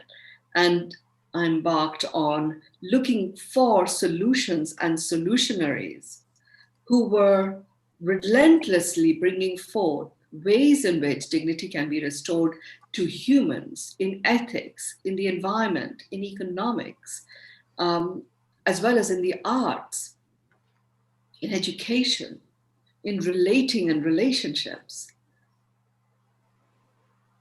All of that led to us seeding the World Dignity Movement at the first gathering of the World Dignity Forum. We did that in February last year in the City of Angels, Los Angeles, with Indigenous elders. There were several that were there present with us, and there were many others who were there all around the world, at the same time performing ceremonies and rituals seeding the World Dignity Movement. And that, literally, I would say, the fact that we seeded it began, at an energetic level, various actions that started to take place around the world. We chose to adopt an ecosystem approach. So, rather than address and rather than look at 7 different solutions to do with water, we felt that what if we actually created an ecosystem of different solutionaries that are providing different types of solutions for water, from cleaning up the river Ganges to retrofitting existing buildings, really bringing that dignity back to water. And we adopted this ecosystem approach. That ecosystem approach led to us also focusing on a new economic model and a new social model. We looked and a new form of leadership that is called for at different strata of society, from people of all ages, as well as all social backgrounds. And that gave rise to what I landed up doing. I sincerely thought in 2010, when I embarked on my journey of spiritual awakening, I sincerely thought that was me retiring into, getting to know myself and going deep within. What I did not anticipate was that would connect me to the calling of my soul. And I would start living a life implementing that calling of my soul, which would take me to this amazing deep connection, which is like the string that connects all the pearls of different things that make our planet a planet that works for everyone, which is dignity. So that was really, really powerful. And I connected to the calling of my soul, which is what I am engaged in now. And the calling of my soul is expecting and accepting miracles, becoming the norm for all of humanity. What is a miracle? A miracle is where something beautiful occurs that makes your heart sing. The fact that your heart is beating, that is the song of the heart. So there is a miracle here, and it's just a matter of us making the connection. And I started implementing that in practical ways. And that's given rise to a series of bodies of work, which is what I bring forth now and share with the world, which really, arm each person with their own, with the gift of their own miracle lens, so they can facilitate miracles in different areas of their life, in life, in relationships, in business. And with that knowledge, I was literally catapulted out of Bali, which is where I had gone from London. I'd gone to live in Bali for 9 years. I was catapulted out of Bali, first into Wall Street for about 18 months, and then catapulted out of there into India, the place I began my journey at in this human form, and really placed in the heart of the economic model and business. And during this very special time of 2020, I came to India on the 12th of March, fully intending to leave again by the end of March. And of course, lockdowns happened, so I was here. Gave me a chance to witness and be a contributor to the powerful shifts in the social system that has been enabled by what has occurred across the world, what unites all of us across the world with this whole coronavirus, and how that is being dealt with in different parts of the world. Something that unifies everyone, it affects everyone from all ages, all genders, all strata of society. And it affects everyone in literally the same sort of way. And in my acute observance of the nuances of how elements of nature and how different humans are reacting to it, the work that I've been doing in India where I run a business collective, seeing how businesses are reacting and responding to it, and what became available if they only chose to operate in a different way, whilst their competitors might be completely closing down what became available there.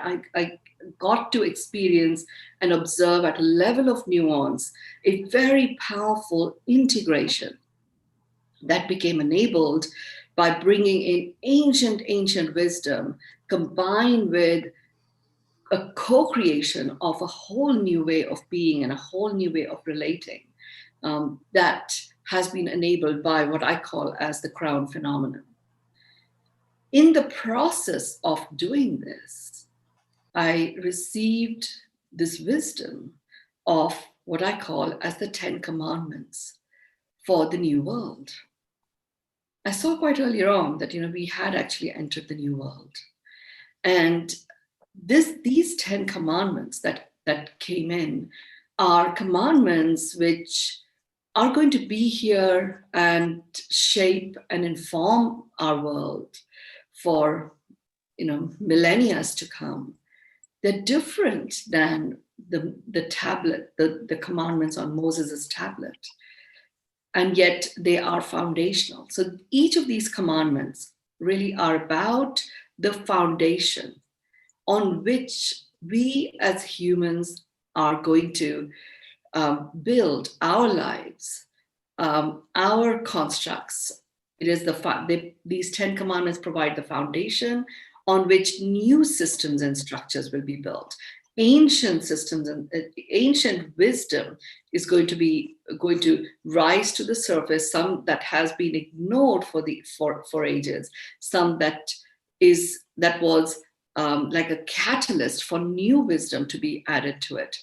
All of that is going to literally sit and grow from these 10 commandments that describe the foundation for our new world. These 10 commandments are the foundation for the new social system. as well, because the way we relate and connect with each other is quite different as I walk you through these 10 commandments. So let me take you through what are these 10 commandments.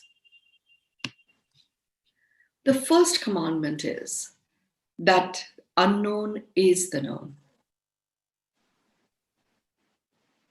So what is known is that there's lots that is unknown, and that is the known. And the corona phenomenon has completely shown that to us. It was considered to be a particular type of a virus, and yet, despite so much research and work that has been done on it, it's still quite unknown in terms of how that is going to pan out going forward. And the reaction and response of different countries, reaction and response of different individuals, the fact that within a matter of a few weeks, the entire world, almost was brought to a standstill. Social distancing, which was something that was not considered as the norm, is actually quite respected now. People were literally, you could say, pushed into being with themselves, distancing themselves from others that they might be interacting with ongoingly. It gave people an opportunity to just step back into themselves. Now, some took it well, some did not take it well. Regardless, it wasn't clear how long it is going to last. There was lots of predictions that were made, many with great amount of statistical information. They haven't necessarily panned out in the way it was predicted. Well, unknown is the known. So much of what effect does that have on the social system? So much effort and energy is put into, maintaining status quo often because of the fear of the unknown. Well, if unknown is the known, what's possible? What becomes available to you in that environment?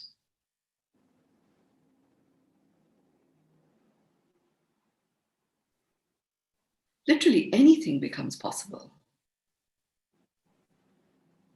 And you find a way of, creating your ways in which you can feel safe within yourself, rather than putting that responsibility on things outside of you. And when you look to garner safety and security within yourself, you start to honor yourself. You start to honor your own worth. That dignity piece that we ignored for so long starts to get reawakened. And that in itself literally puts you in a state of your deep connection to yourself, to the spirit of you. And you start noticing the spirit in others. Now, there are various practical ways in which you can go through and look at unknown is the known. And, I have been doing these sessions on the 10 commandments as I've been unveiling them every week on Thursday evening Pacific time, 5:30. So there's quite a lot of YouTube recording on this that gives you some practical ways in which, with this understanding that unknown is the known is a foundational pillar, how do you work with that? From a social system point of view, it is the first piece that reawakens you to dignity. The second commandment is uncertainty is certain. So what is certain is that, there's lots that's uncertain. So if you create a way in which you're going to move forward on anything, and you become very attached to the how of it.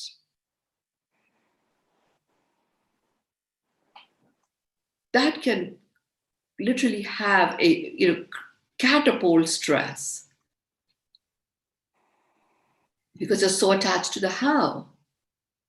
Some things could be done. I mean, I talk about, here I am in India, and we know I was very present to the crazy, colossal scale of pollution that was there, and how much debate and discussions were going on about, how the air quality had to be cleaned, cleaning up of many rivers that are here, including the Ganges, the pollution, the lack of hygiene, all of that was going on. And lo and behold, we go through the situation with the crown phenomenon. And we have air quality levels which are similar to the Alps in Switzerland within a matter of a few weeks. So all of those huge projects with so much funding and so much discussion and debate that we've spent decades engaging in, we all witness the result of that right there in front of our eyes. Now, my reason for citing this, and there are many extinct species that I know were only being researched in labs. We've had beaches full of these species come out to breed. Flamingos, I live in Mumbai, that there's a breeding ground for flamingos. There would be a few thousands that would come. We had hundreds of thousands of flamingos this year that showed up in the marshlands of Mumbai, one of the busiest cities in the world. Now, my reason for saying this is getting too attached to the how. If you're working with uncertainty is certain, and you release that attachment to the how, actually, from a social system point of view, it literally takes the power away from conflict-provoking separations between communities. My way is better than your way. Well, uncertainty is certain. What are you getting attached to? And really, how do you work with uncertainty certain as human beings? In a social dynamic, how do you work with that? It can feel quite destabilizing. The way you work with it is you focus your attention on, well, in the realm of uncertainty certain, what is certain? What is certain is you. In whatever shape and form that you may be there, you're here. So you are certain. How you feel, what you're experiencing at any point in time is certain. Now, what you can do is create your own practices so that you always remain connected to what is certain that is going on for you in your life. And know that uncertainty is one of the pieces that is certain. So even just accepting uncertainty certain creates a very different way in which you plan for what next. Now, this has been instrumental in the work that I've been doing with my venture collective. These are businesses. When they adopted this whole piece about uncertainty certain, first it was like, okay, that's fine. We'll close our chain of restaurants for 2 weeks in the lockdown. And well, 9 months later, we're still here.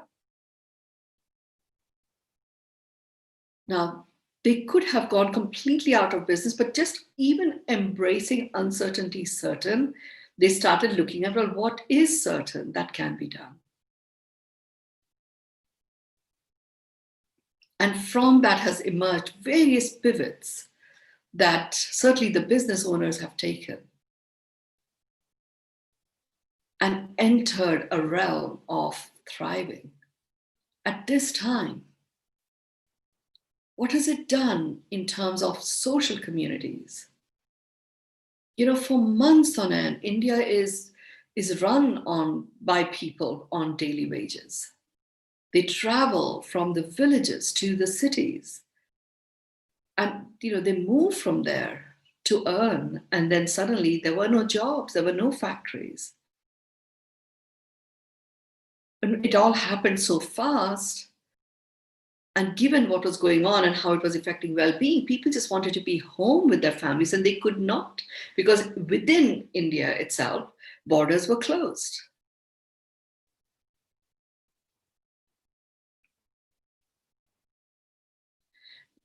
What I hear from the ground when I've been interacting with people who are in this space,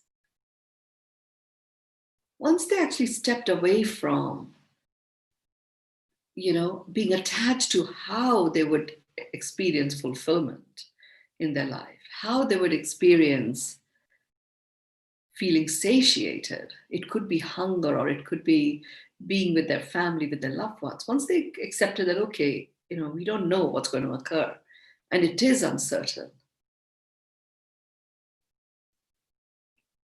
they started stepping into the moment and started noticing. Really, first of all, what I noticed was that they started, you know, the dialogues shifted.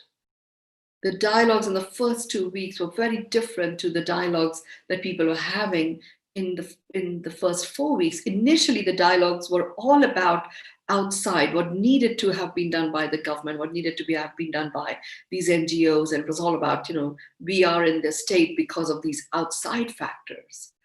And then, as I continued to engage,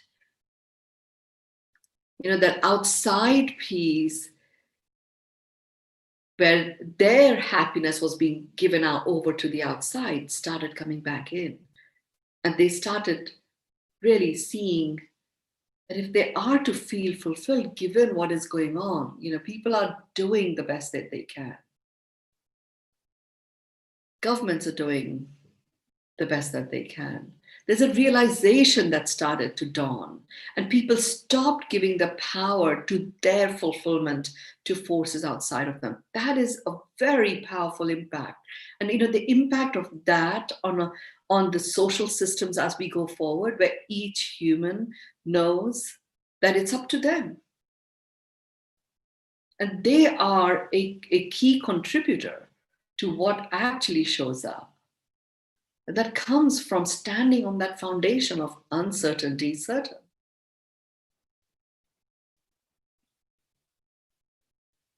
The third commandment is change is constant.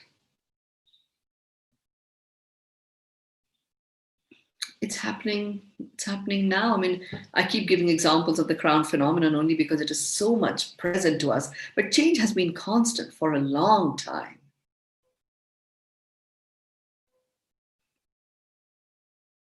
Having had the opportunity of spending some quality time with some amazing Indigenous elders from around the world over several years, as I was developing what world dignity actually means, what has been talked about, what has been written about this, what does ancient wisdom bring forth for us, I started seeing that if you learn to honor your own worthiness, change is constant was like a given. It was really accepted.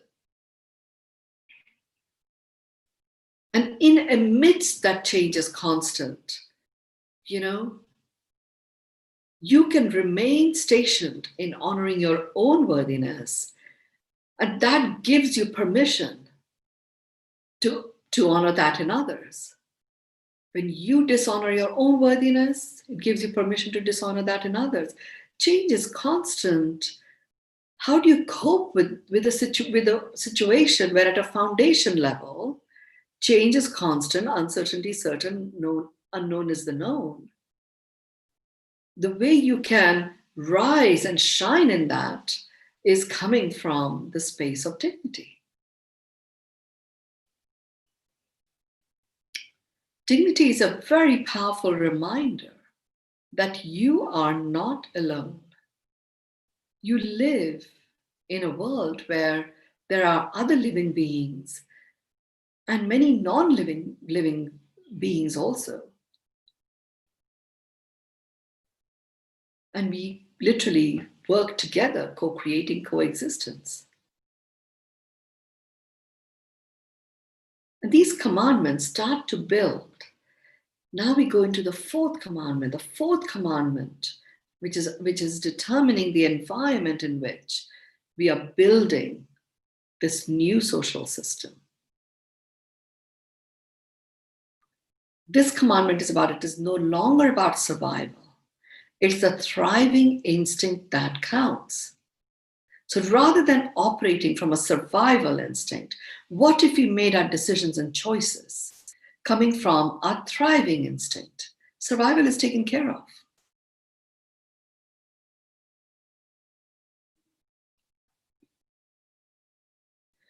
So this commandment is all about thriving, developing a thriving instinct. So as in terms of a social system, having communities, having community leaders, having, decisions that are to be made coming from a thriving instinct point of view automatically gets you to understand the interconnectedness between different things that is to be thought about. And that comes from a thriving instinct. And we've been working with this over the last several months with, several people around the world where they're operating from a thriving instinct. There are certain practices that we've started distilling that gets you to develop your thriving instinct.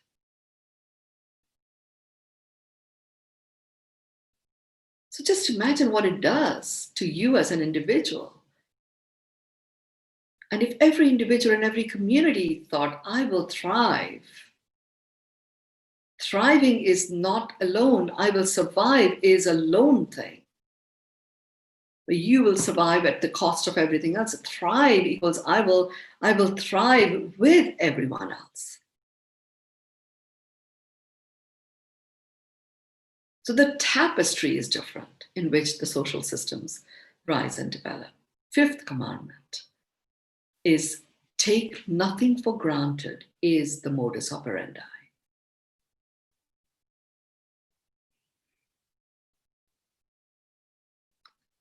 So what if you operated from take nothing for granted? What does that do to an individual? Look, a collection of individuals makes up, a social community, and how these individuals interact creates a dynamic.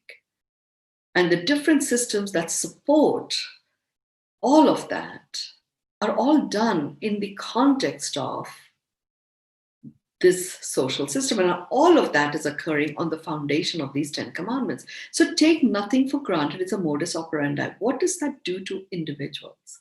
When I operate from take nothing for granted as a modus operandi, I am present.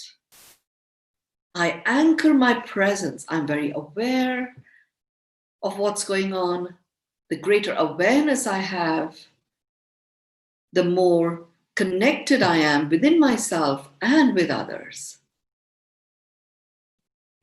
And the more appreciative I become, the more filled with gratitude I find myself in. If someone does something for me, I notice with appreciation the effect it has on me.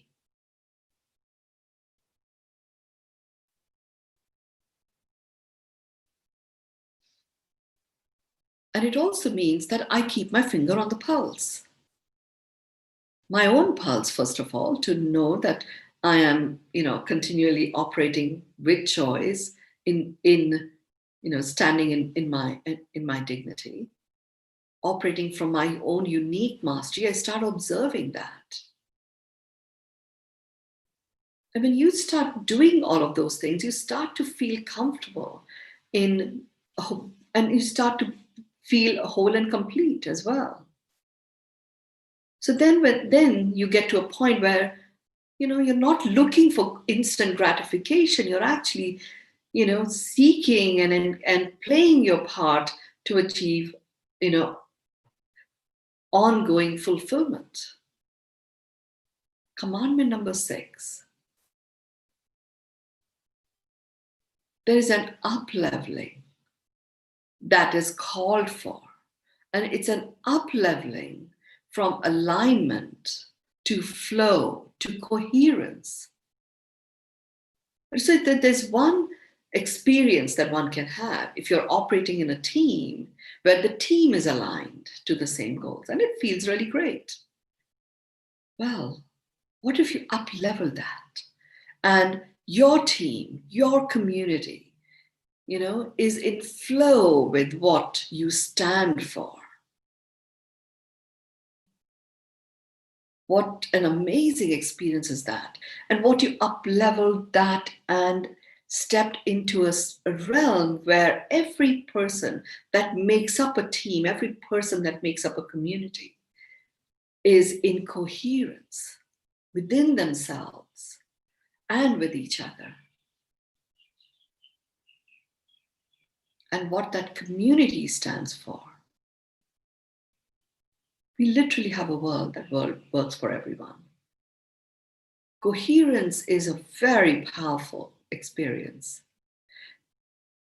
And I have been implementing this in a business context. I have been implementing this in the realm of full spectrum well-being. And all of this has occurred literally in the last 9 months, and the results are phenomenal. Businesses have, achieved highest grossing months when most of their competitors were wiped out even. People have overcome many chronic conditions, not because I've worked some woo-woo magic. They literally went through this journey of up-leveling from alignment to being in flow within themselves to actually arriving in coherence. And that which is not coherent literally steps away vibrationally. Having been in ceremonies with indigenous elders in different parts of the world, from Canada to Australia, and many, many, many places in between, I am so present to what occurs with the music, with their instruments that they use, and the chanting that occurs. It is that up-leveling from alignment to coherence that takes place. Commandment number 7. Commandment number 7 is all about unconditional acceptance. Unconditional acceptance is the WD-40 that lubricates expansion. Acceptance with conditions is not acceptance. Now, there is a way in which you achieve this. And this is not the forum for me to go into the detailed practices of it.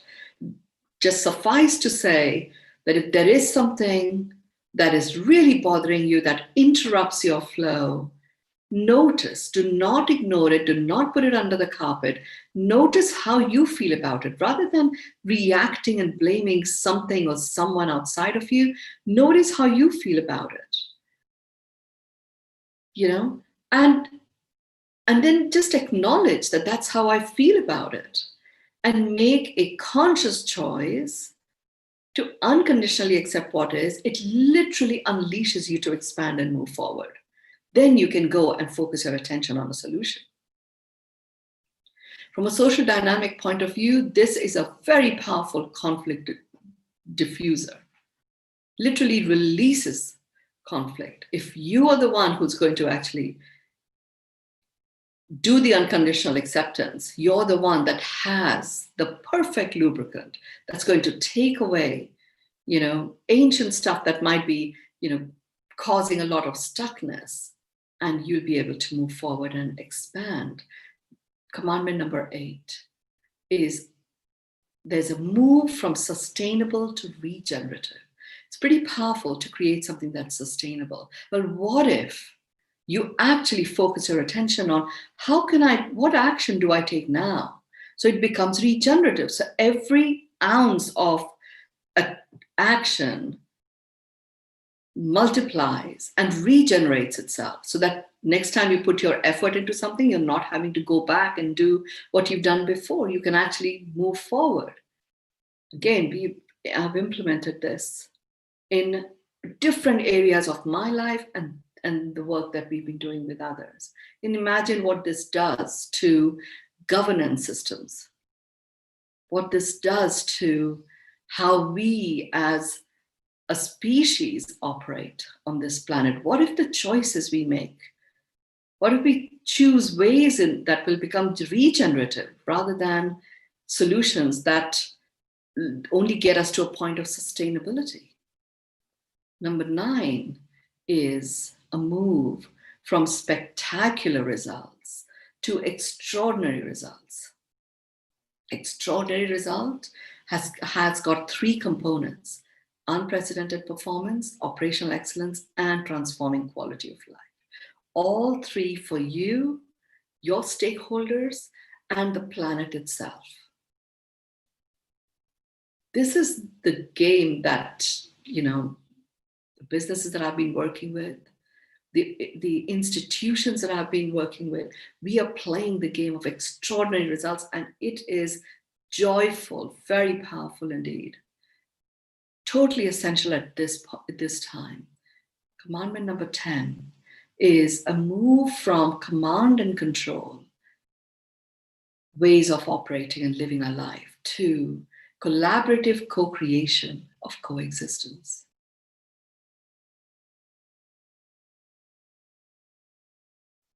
So if we had used this approach of collaborative co-creation of coexistence, we become collaborative co-creators with each other, with nature itself, with other living beings. It isn't just theoretical. And there is an intention, collaborative co-creation of coexistence. So these are the 10 commandments that provide the foundation for the new world. And whatever the whole new social system is being built on these foundations. And they're not here just for now. They literally are like the commandments on the tablet of Moses. That's how it is going forward. Certainly in many of our lifetimes and beyond. So thank you so much for giving me the opportunity for sharing this. And I really look forward to, collaboratively co-creating coexistence with solutions and other solutionaries around the world. Over to you, David. Thank you so much for the beautiful sharing. Definitely, we're going to include the 10 Commandments into our blueprint and into our Mother Earth Constitution. That is part of the blueprint itself. The global blueprint will be part of a constitution called our Mother Earth Constitution, and want to include it into there. And it's so relevant. And it does remind me of Taoism a lot, for the philosophy where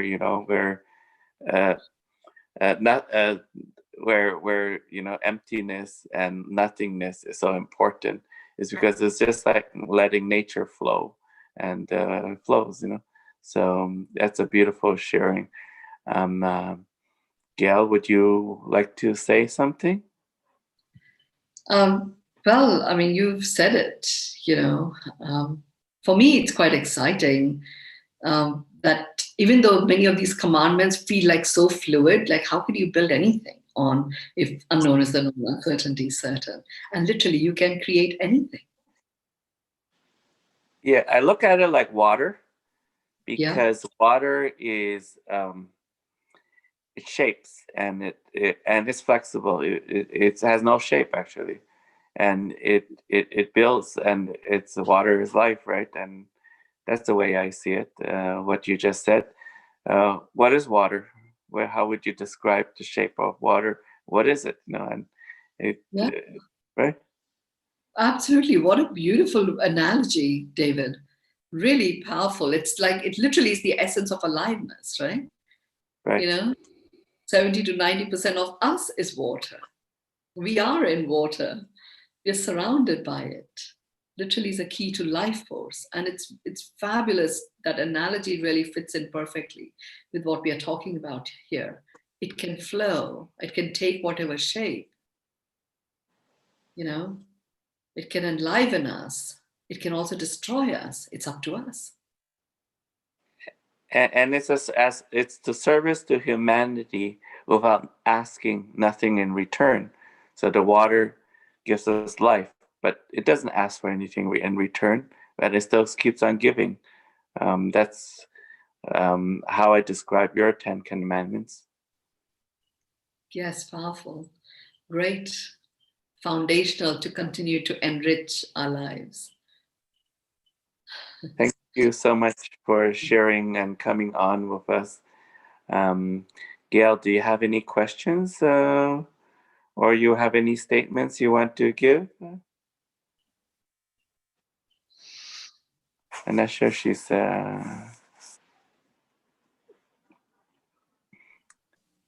No, thank you for sharing your words of wisdom. And thank you for being on with us. You're welcome, Gail. Thank you. Thank you. Thank you all. I'll let you continue with your program. Thank you. And I look forward to catching up on it on live on Facebook. Thank you so much for coming on. Blessings. Blessings. Can you hear me? Yes, we can hear you. Great. Fantastic. Nice to meet you. So, Nice to meet you as well. Brett Leonard, thank you for coming on, and thank you for Stephanie, Mark, for arranging for you to come on. We had this program is to create a blueprint for the future of humanity to focus on social systems, and we like to hear a little bit about your background, what you would like to share with us.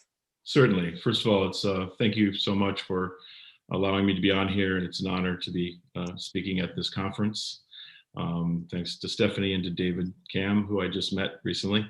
My background is as a film director in Hollywood, but one that has been telling stories of techno mythology and things like that for many, many years. I had a film called The Lawnmower Man, which I directed, which introduced the concept of virtual reality to popular culture and the term in 1992. It starred Pierce Brosnan and Jeff Fahey, and it was a big hit film, and it sort of established me as a director of note in Hollywood. And then I went on to make a film called Virtuosity with Russell Crowe and Denzel Washington, also about virtual experience, what I call VX, virtual experience. And the funny thing for me is that those films and those stories I told were cautionary tales. they were meant to say, hey, this is something coming. We should be very careful with it. And of course, beware of telling cautionary tales, because often you popularize the very thing you're cautioning against. And so I have been part of that, but I also think there's tremendous hope and possible outcomes here with virtual experience that are very, very important to the kind of mission that this whole conference represents. And so I've tried to be involved with virtual reality projects and also kind of an ethical framework around virtual reality that I come to, again, as a storyteller. I'm primarily a storyteller, but I also happen to believe that the ancient wisdom, the indigenous wisdom, is essential to be part of what virtual experience becomes for all of humanity. And it's funny, if you go back and look at, tribal ritual structure and all kinds of things like that, what virtual experience is almost a going back to an ancient future. It's something that needs to have and be imbued with tribal ritual and structure. I lived in Australia for 5 years at one point in my life, and I made a couple movies there. but I also got to know through my friend Jack Thompson, who was an amazing actor, an amazing man. He was very involved with the indigenous culture there in Australia. And I got to experience something called corroboree with the Australian indigenous people at what was used to be called Ayers Rock, but is actually called Uluru in the true indigenous language. And I realized I was in the middle of the most intense multimedia experience of my life with no technology. It was an amazing epiphany that what these technologies need, what they need to be imbued with, is the incredible wisdom of so many thousands of years of indigenous peoples creating modalities of interaction that are positive, that are focused on creating a better future. And that needs to be what informs virtual experience, VX. That's VR, AR, all the R's. Of course, I could talk a lot about the technology, but and I'm very involved in the granular level of the technology, but that's not really what I wanted to speak to tonight, because I think David put out that the title I had asked him to put out was the rise of virtual experience and the evolution of the global human. And the reason I picked that title was because I wanted to talk about how these technologies are not outside of ourselves, are not these artificial things that are coming and dropping from outer space, but they're actually coming from us. And they can actually reflect, as Abraham Lincoln said, the better angels of our nature, if we tell the right story and if we develop them in the proper manner with all the voices and democratization that's necessary being a part of that development. So as someone who's developing true virtual experience through my company Studio Lightship with my partner Josh Shore, we're creating a lot of projects with virtual experience that's very, very powerful medium. And so we want to imbue that, all of those projects with an honoring of traditional and indigenous wisdom and ritual. And so that kind of connection, the ancient future connection, is something that I hope to be always championing and part of. And that's sort of why I'm here, talking about this. Would you like to share your website or where we can reach and find out more information about what you're doing? Certainly. I'm all over the web. We don't have a website for Studio Lightship because we're in stealth mode. We're doing very, very sensitive projects. But you can find me at LinkedIn. You can find me on Facebook. My email is just my name, brettleonard@gmail.com. That's BRETTLEONARD@gmail.com. I'm on Twitter as @DirectorLeonard. I'm on Instagram as Brett Leo. So, I'm all over the place in terms of the fragmented social media landscape that we have today. And one of the things I'm trying to bring to this new media, world that we live in is a kind of unity, a kind of bringing together the things, not having them so fragmented, and of course, not so controlled by gated corporate interests. And that's one of the most important aspects of this. Because right now that's the case, and we don't have to go into all the issues that's brought up because we all know those issues, and they're in our face every day. But when we are pivoting to this new metaphor of virtual experience that is rising on the surface tension of the megatrend of spatial computing, that's the next metaphor for computing that is happening. There's companies we're working with out there like Versus, which is creating the HTTP of spatial computing, where a web page isn't a page, it's a room, it's a space. And all the aspects of three-dimensional space are tracked and tagged within the context of spatial computing framework. This allows us to have much more intimate and effective interoperability in the context of virtual experience. And these are trends and technologies that are here now. So one of the things I want to say is, this is here now. The efficacy of doing it is here now. We just have to bring the willpower and the focus to do it in the correct posture, in the correct manner, which needs to empower people to create. It needs to empower the ancient wisdom, and it needs to empower structures that have worked in culture for many, many, many, many centuries that may have been put to the wayside by corporatized Western culture. So technology is often looked at as something to be scared of. And that's the story we've told. When you talk about AI, artificial intelligence. First of all, the term artificial intelligence is a bad term. Who wants artificial anything, right? So I call it extended intelligence, EI, where it's an extension of ourselves as human beings.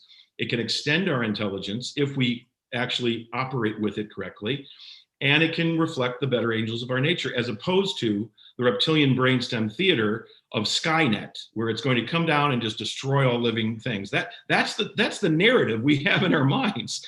We need to change the narrative to something that is a positive utopian narrative, not to be panty-waist about it, not to be naive and stupid about what the dangers are, but to actually imbue for new generations a positive template and metaphor for what this can be, because it's not coming from outside of ourselves, it's coming from us.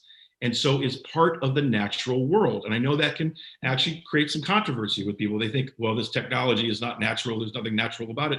And I understand that reaction, I really do. But it is coming whether we like it or not. And the time for us to be precious about those things is over. We need to come and imbue these new networks, these new potentials for human interaction and experience with as much positive future vision as we possibly can right from the start. Because those of us that are here right at the start of this, there's a tremendous platonic responsibility to bringing this through in this way. And so I'm reaching out to all those that have positive intention, and especially to the elders of the indigenous peoples of the world who have an unbelievably important piece to bring to this.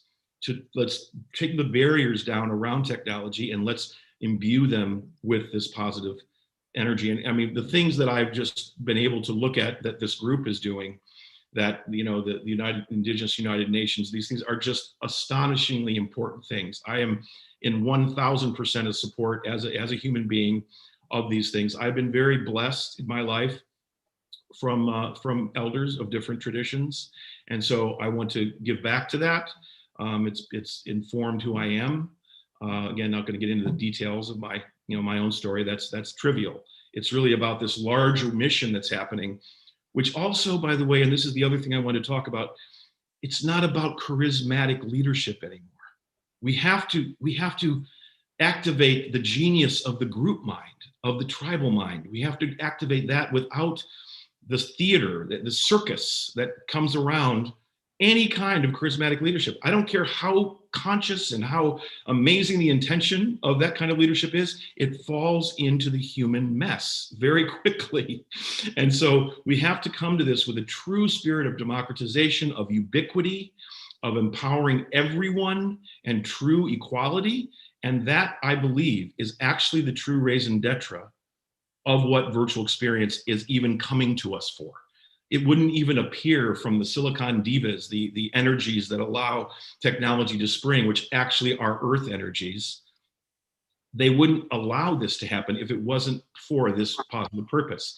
And so I'm just one who is, I'm just a storyteller. I tell stories about this stuff, and I love the mythopoetics of it, and I love the technology, but I'm just trying to hold down the presence of, let's bring all of the wisdom to this that is possible without having to get into leadership skirmishes and personalities and all of that. Because the truth is, and this is the second part of my title, we are in the moment of the global human. We must become global humans, as opposed to all these disparate and fragmented aspects of ourselves.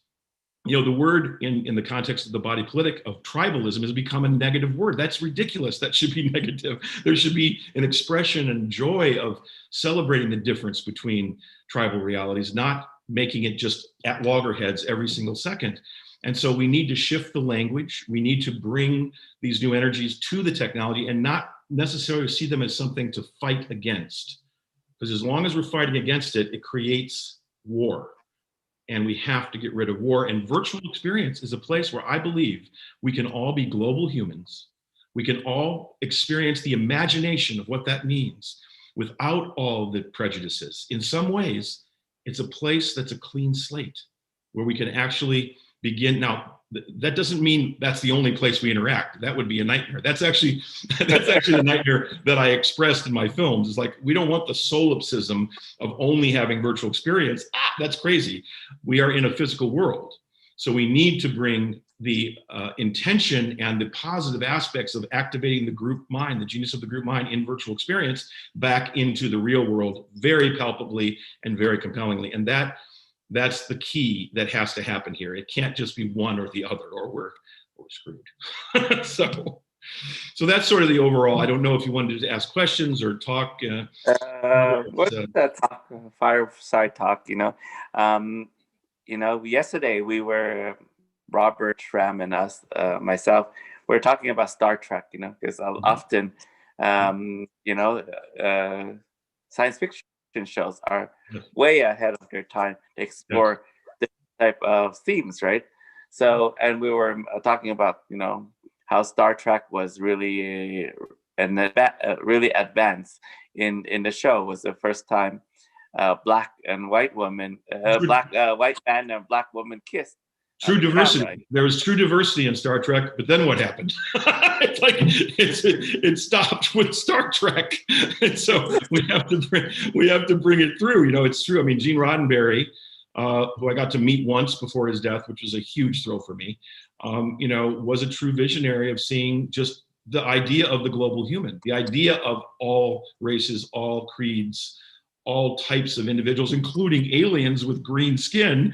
That was all fine too. So it was really an expansive vision that when I was a child, that affected me so strongly. My father would stay up late with me because it came on like at 10 o'clock. It was a late show in the 3 seasons. And he would let me stay up late to watch it. And I was changed by that storytelling. So for me as a storyteller, I see how stories and the meta narrative that we create around these things is so important. It affects us at the human level of our DNA more than I think people can imagine. And before we dream it as storytellers, it's hard to bring that dream into the reality. It's like we have to say it as a story first. And of course, in all the indigenous traditions, story is at the core of everything. So we have to bring that story into virtual experience, virtual reality, augmented reality, all the R's, mixed reality, even now they have, there's all kinds of ways of spinning this technology and bringing it to people. It's the intention that's important more than the technology itself. I just remember in the when the Star Trek first came out, I had to watch the reruns. I was too young, but then, Yeah.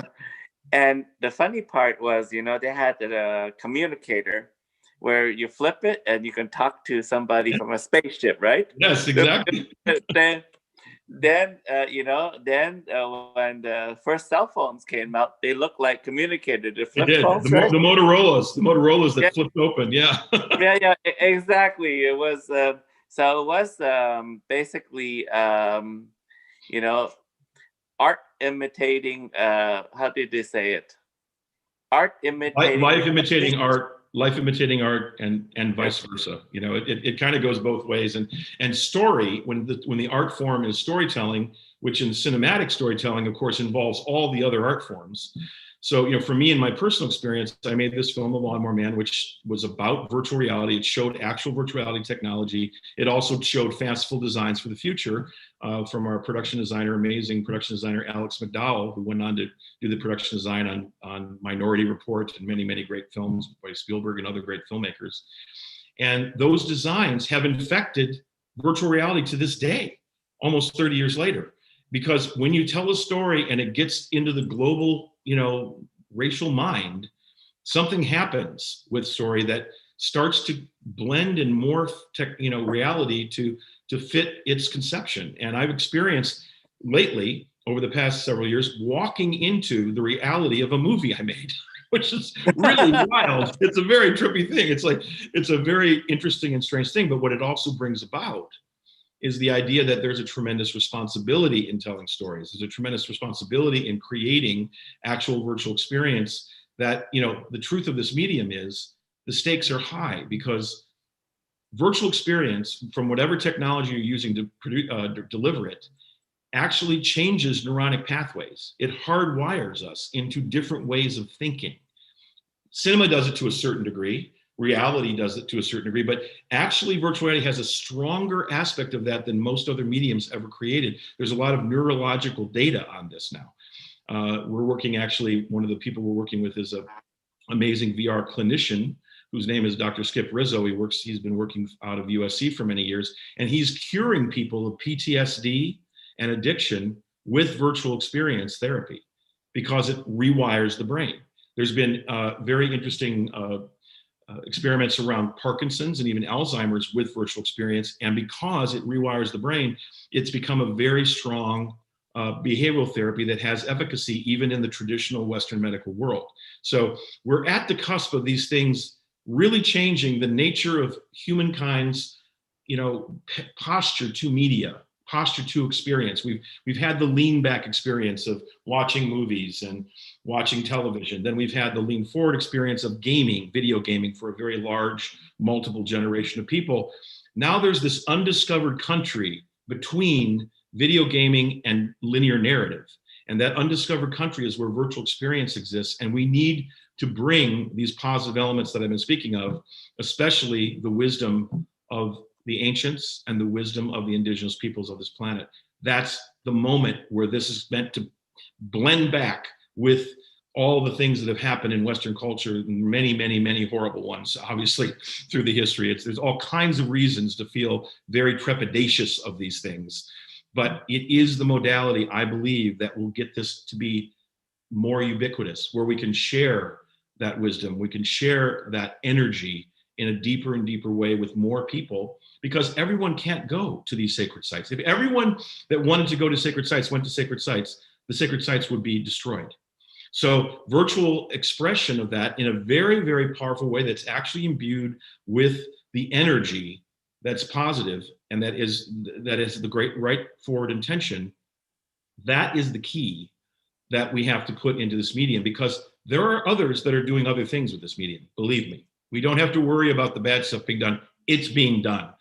That's the planet we live on. We have to actually make what we're creating from a positive stance, from a utopian stance, much more powerful than the negative. And that's the race we're in right now.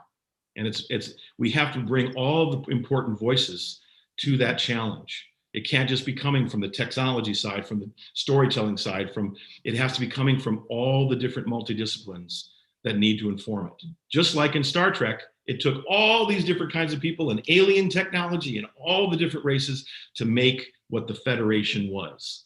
We've got to make a virtual Federation, a place that is our virtual nation, that is actually more powerful and more expansive and more free, a clean slate from what we've experienced before, especially in media.